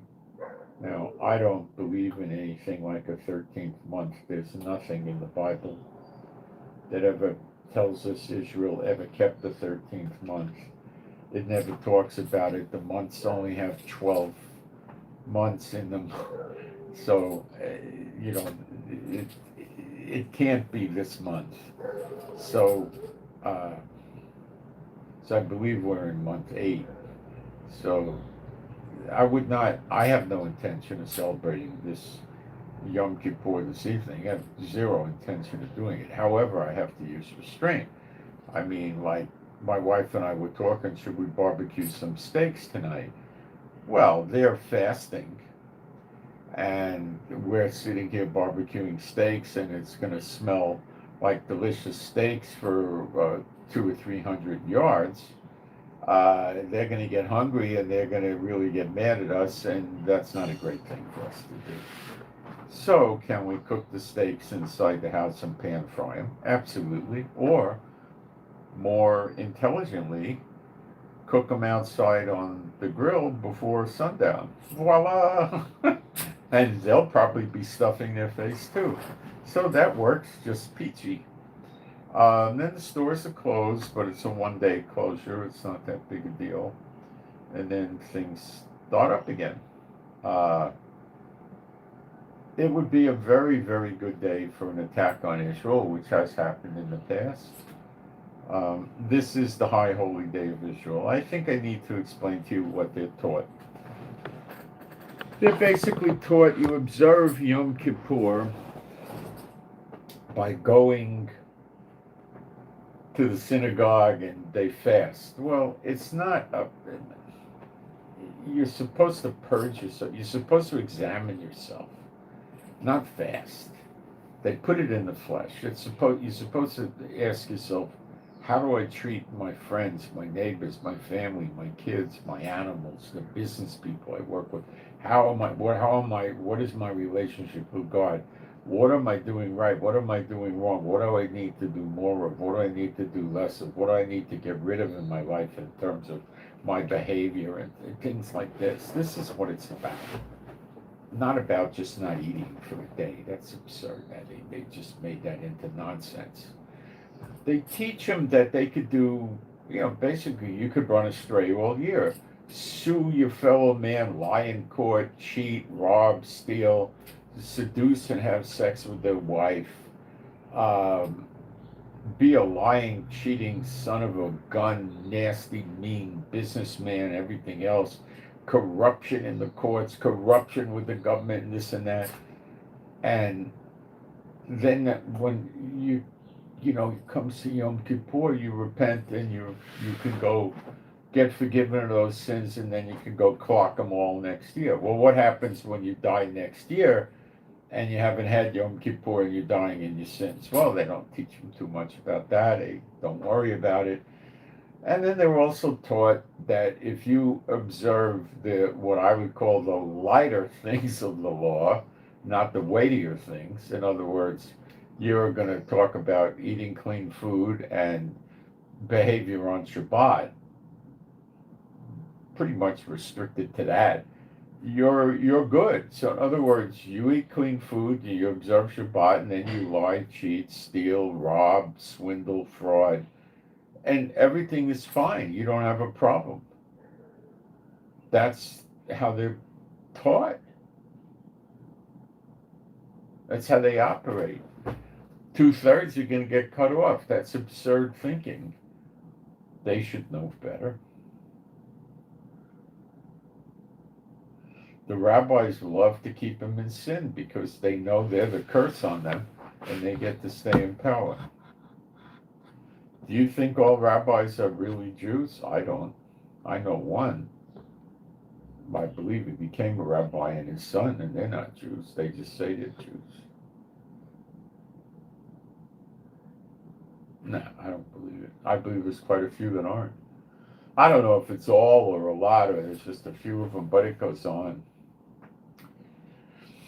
So,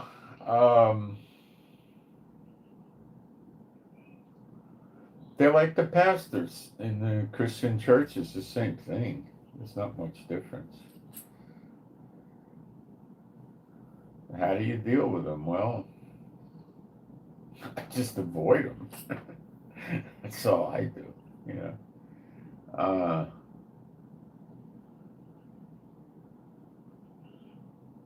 I just don't have anything to do with them, you know.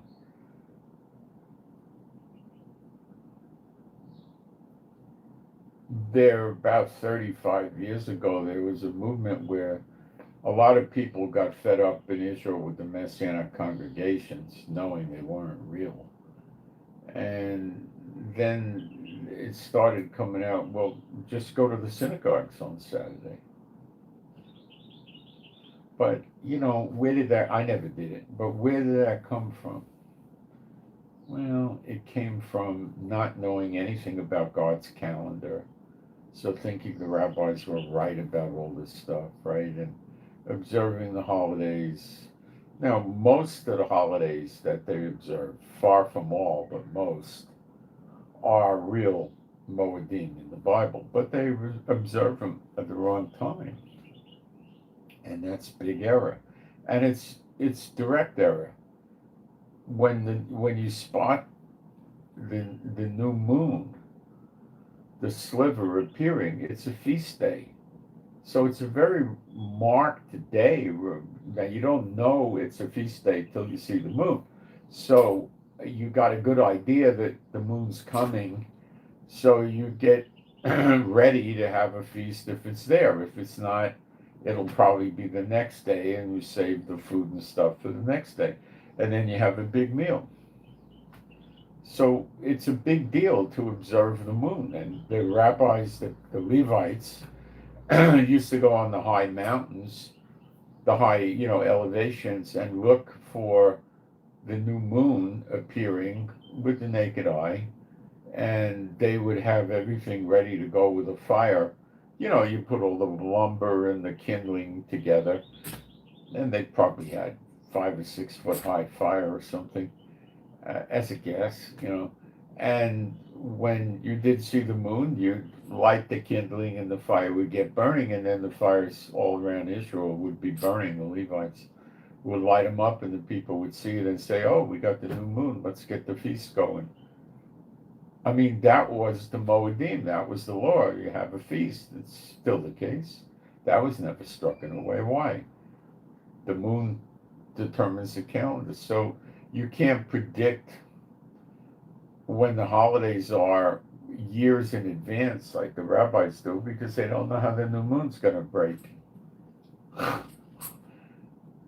How could they, so, if you knew every day when it was going to break, why would God tell you to look for the moon and call a feast day? So that is a bona fide feast day. It's in the scriptures. And I know people don't observe it. Me and my wife did for a while. It doesn't describe what a feast day means. In other words, do you have to cook a steak? Could you cook chicken chow mein for your feast day? I have no idea why you couldn't. None. Could you have salmon fillet for your feast day? I have no idea why you couldn't. Could you have hamburgers and French fries? I have no idea why you could not do that. Could you make a big Caesar salad and put smoked salmon in it or something? Yeah. You're not restricted on what food you're going to eat on your feast day. I mean, I think you'd be stupid if you made a feast day out of popcorn, That'd be kind of dumb.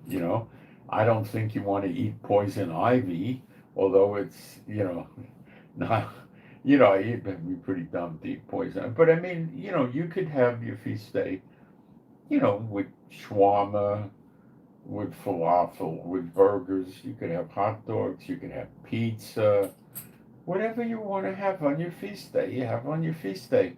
Where is it going to tell you, thou shalt eat fried chicken? You know, that's something I just thought of. You never really see in Israel any good fried chicken. Gosh, in America, you should be able to get good fried chicken. My wife can make really good fried chicken. But you don't see it in Israel, no. Mm-mm. No. The southern barbecue, that stuff, man, in America you could get good barbecue. Can you get it in Israel? Shockingly, you can. In the Golan Heights, there's a guy on a kibbutz that has a smoked, they call it a smoked barbecue or something.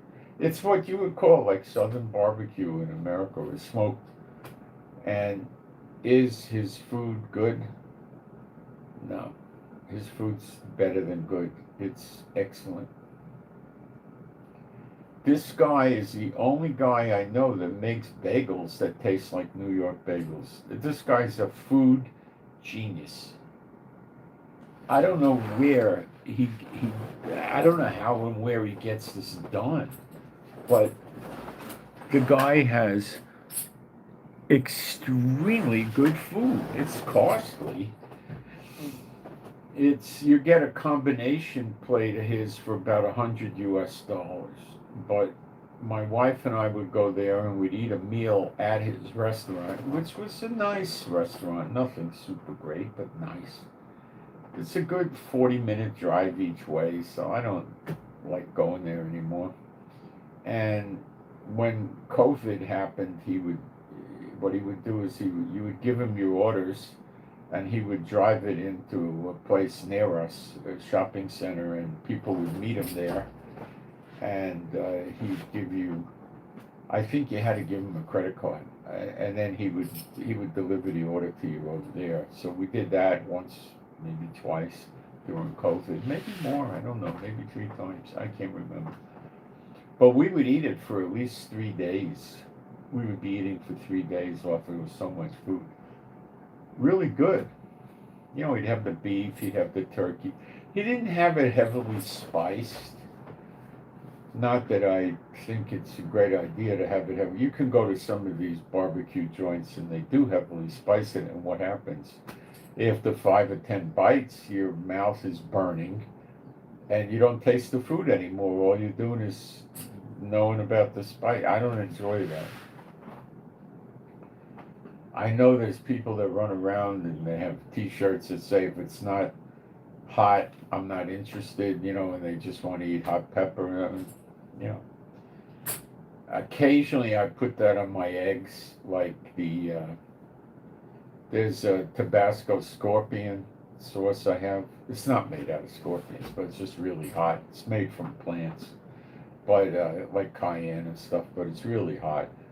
And if I'm going to have like 4 eggs on a plate, I would take it upside down and go boom, boom, and that's it, That would be enough to burn my mouth up, I could take medium level hot, but when you get to the high scale of hot, I don't do that well in terms of it gets me to lose the taste of the food. I just taste the hot.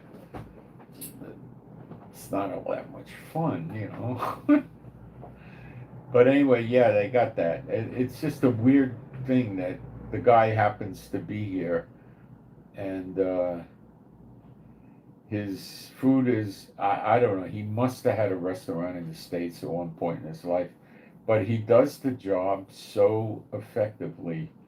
He must have built his own smokers, and well, actually, we had a smoker. I think we gave it away. We had it for a number of years. We must have had it for 6 years, 5, 6 years. It was not in such great shape, and we gave it away. I liked it, but we got another one that works good. We got a gas grill that's made in Germany. A lot of stuff in Germany is really, really very good. Like their cars are good. Their guns are good. Heckler and Koch, for instance, excellent pistols. Their watches are good. They make watches, I think, better than the Swiss. The Swiss are basically Chinese watch. The Germans are at least making them in Germany. They got some really good watches made in Germany. I've had some in the past. They're really good. One's called Sin, Sinn. Another one is called H2O. There's, I think, Lange & Sons, Lange, is made in Germany. And there's a couple others. They're right near Switzerland. It's basically what you would think the Swiss watches are, but the Swiss watches are more likely to have stains from chicken chow mein and, egg chop suey on them today. Where the German ones are probably going to have veal stains on them, if you get my jokes here, because they're really making them in Germany. The best appliances that we can get in Israel are really the German stuff, and the American stuff, but the German stuff is excellent. I mean, their stuff is really, really good, but you got to pay big time for it, See, everything in Israel is expensive. That's the problem, and that's this rotten piece of garbage called Benjamin Netanyahu. He wants all the prices high. He wants the taxes high. He doesn't want the Jews living here. He wants to make Satan happy. That's the way I see it. That's my opinion. And it's just a terrible place to live because, it's very difficult, very difficult. If you came to live here and you didn't have, let's say your parents were multimillionaires and they left you a trust fund where you got $30,000 a month, and then you moved here, how would you do? Oh, you'd be fine. You'd be happy in Israel. But if you got if you're not independently wealthy, you're not going to be very happy in Israel unless you're going to go out and make a lot of money, which I know you can do in Israel. But you got a lot of Satan bots here, tons of them, and they'll copy what you do. You got to watch yourself, But if you wanted to do it and you didn't mind spending a lot of time doing spiritual warfare every day, you'd probably make yourself a good bunch of money, but you'd be doing spiritual warfare all the time. And remember, you got about a 50% tax. Plus, on the 50% income tax, you got 18% sales tax every time you buy something.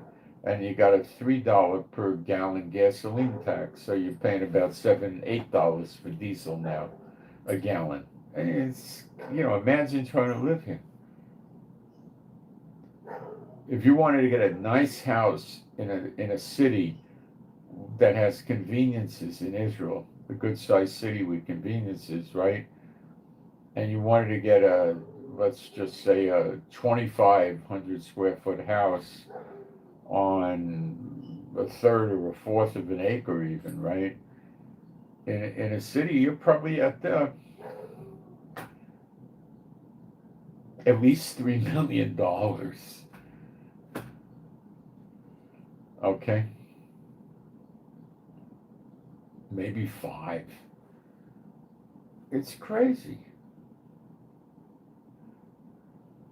And I'm not talking getting a house in Tel Aviv or Jerusalem. I'm talking another good-sized city, maybe Netanya or the Haifa or something like that, If you wanted to live in the middle of nowhere, like where I live, you'd probably get a house like that for $750,000. Where in America, that might cost you, I don't know, depending where, 160, 190,000, Yeah, it's very, very punishing living here with the money, Food is really high here. Everything, paper towels, toilet paper's high. You can't get Charmin toilet paper here if you're wondering. The best you could get is Kleenex. And the Kleenex toilet paper you get here is like pretty good. but I don't think it's as good as Charmin. Can't get good paper towels easily here. I used to buy Viva years ago, but Viva themselves reduced their standards. So there's some other ones here that I was buying for years. They were pretty darn good, better than Viva, I think. And about 6 weeks ago, they dried up. Maybe a month ago. You can't easily get good paper towels here in Israel now. They just got the cheap, garbagey stuff, I don't know what caused it, but this happens. You get dry spells, and then a month or two later, the stuff shows up again. Maybe it's because of the Red Sea closure. I don't know. I don't know what it is, but it's a problem.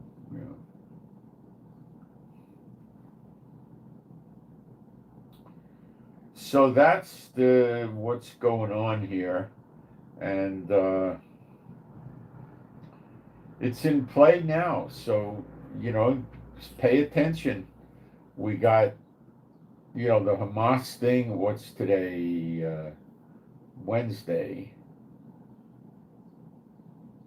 So I would think Israel will start on Hamas probably Sunday. Netanyahu will crank it up probably Sunday. He's not going to crank it up over Yom Kippur at all, and he's not going to crank it up on Shabbat. So let's see. Are we on Wednesday night now? Oh, we're going to have double Shabbat, aren't we? Let me get a calendar out. We're going to hit a double Shabbat. Oh, no, we're not. Wait. Let me look at the calendar. I'll tell you. So we're on the 1st of October. So rabbinically speaking, tonight to Thursday night is Yom Kippur. Then Friday, people will open the store. Thursday night and Friday, they'll go shopping and eat out and stuff. Okay, and then Friday night it'll close, and then Saturday night it'll open back up again. Okay, I see what they're doing. So Sunday, which would be the 5th of the month of October, that's probably when he'll crank up the attacks on Hamas, which will more than enough for Trump's 3 to 4 days to make up their mind. So that's what'll happen.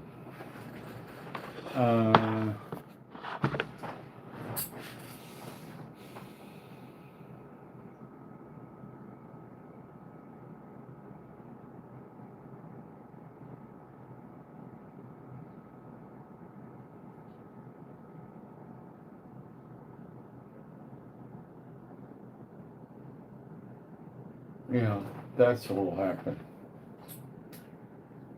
I think. I can't imagine Netanyahu doing it between now and Sunday. Of course, you're going to have Yom Kippur, then you're going to have Shabbat. He might violate the Shabbat and do it, but I don't think so. Now, one of the reasons Trump is afraid of war is because he's been eating a lot of tossed salad. And he's scared to death to go to war without his little demonic creatures creeping around the White House, guiding him. So that's one reason why, and that isn't going to stop. So he wants nothing but the worst for people that serve Jehovah. So he's going to have the worst.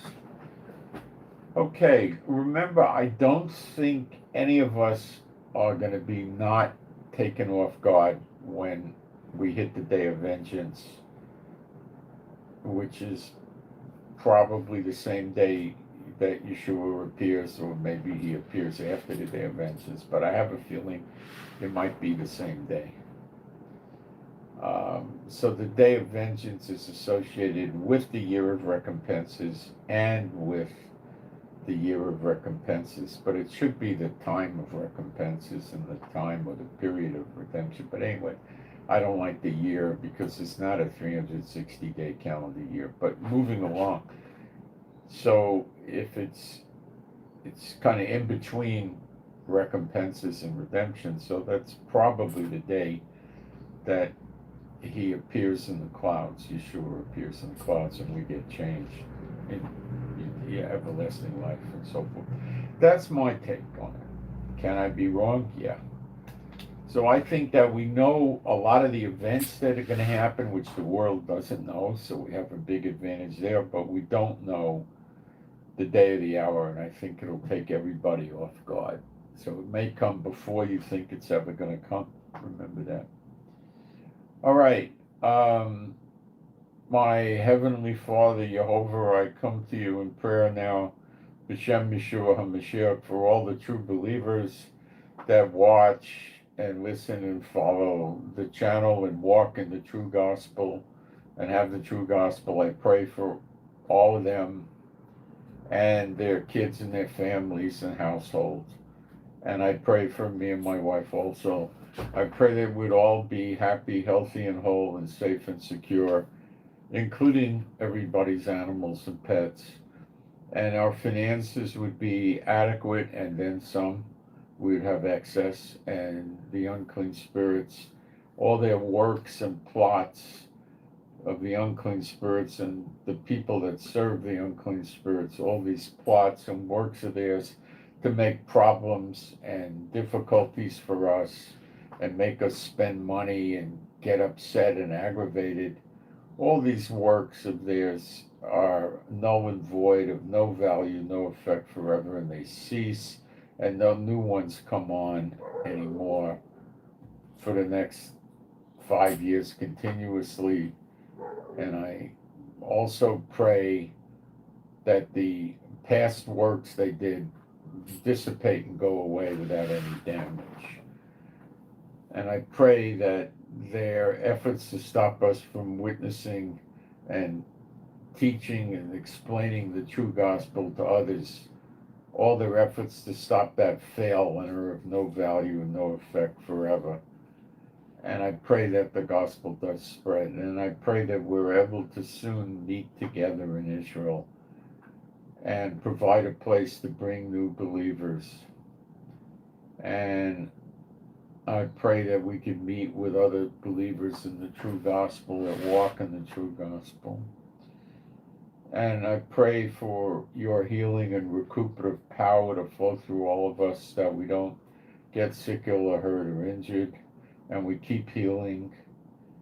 And I pray that we stay strong and joyful and relaxed, and you pour your Spirit out on us with the gifts of the Spirit operating in and through us. And I pray that we have your shalom peace and your joy, your calm and your rest and your comfort, and we cling close to you.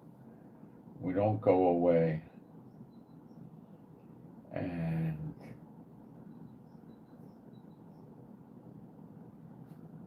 pray all this to you, my Heavenly Father, B'Shem Yeshua HaMashiach, and you true believers can join in. And I'll keep you guys updated. Now remember, Ukraine and Russia is important, but it's not going to bring about end times. It's going to be Israel that's going to do that. And I am out, and I send my Shabbat. Oh, it's not yet Shabbat Shalom. And I send my Shalom to all those who love Yeshua HaMashiach. But I forgot something. Let me do the Kohanim blessing, because the rabbis did it last night in Jerusalem, and they don't have the Holy Spirit, and they don't have Yeshua. They don't believe correctly, but I do. So I'm a Kohen, and I have the Holy Spirit, and I'm going to do the Kohanim blessing for you right now. Numbers 6, what is it, 20, 24, let me think. 23, so that was close. The old man missed by one verse. Speak unto Aaron, it's Aaron, but it's Aaron in Hebrew. Speak unto Aaron and unto his sons, saying, on this wise you shall bless the children of Israel, saying unto them. Now, if you're a true believer in Yeshua, you're a child of Israel. You're in Israel.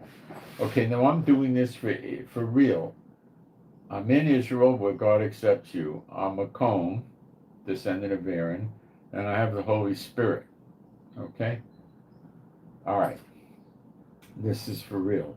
To all the true believers that are watching or listening to this as a video or as a live stream. Jehovah bless thee and keep thee.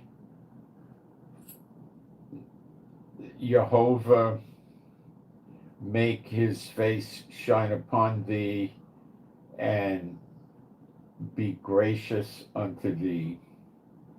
Jehovah lift up his countenance upon thee and give thee shalom.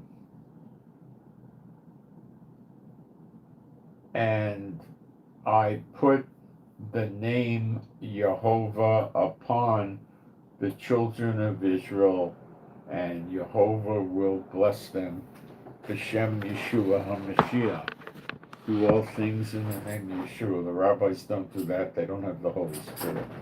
Okay, so that is that. You got the real Kohanim blessing. And I am out, kids, and I hope you got something about this. And remember, the sleeper agents may get turned loose on this one, because I'm sure Iran has them, and I'm rather certain the Houthis have them by now. And of course, we know North Korea and China and Russia would have them, and other Muslim terrorist groups, Hezbollah, Taliban, Al Qaeda, and Hamas, and them probably have them. And so it might happen, it may not. But, let's keep a close eye. I'll keep very close track of this. Okay? And I'm out. Thanks.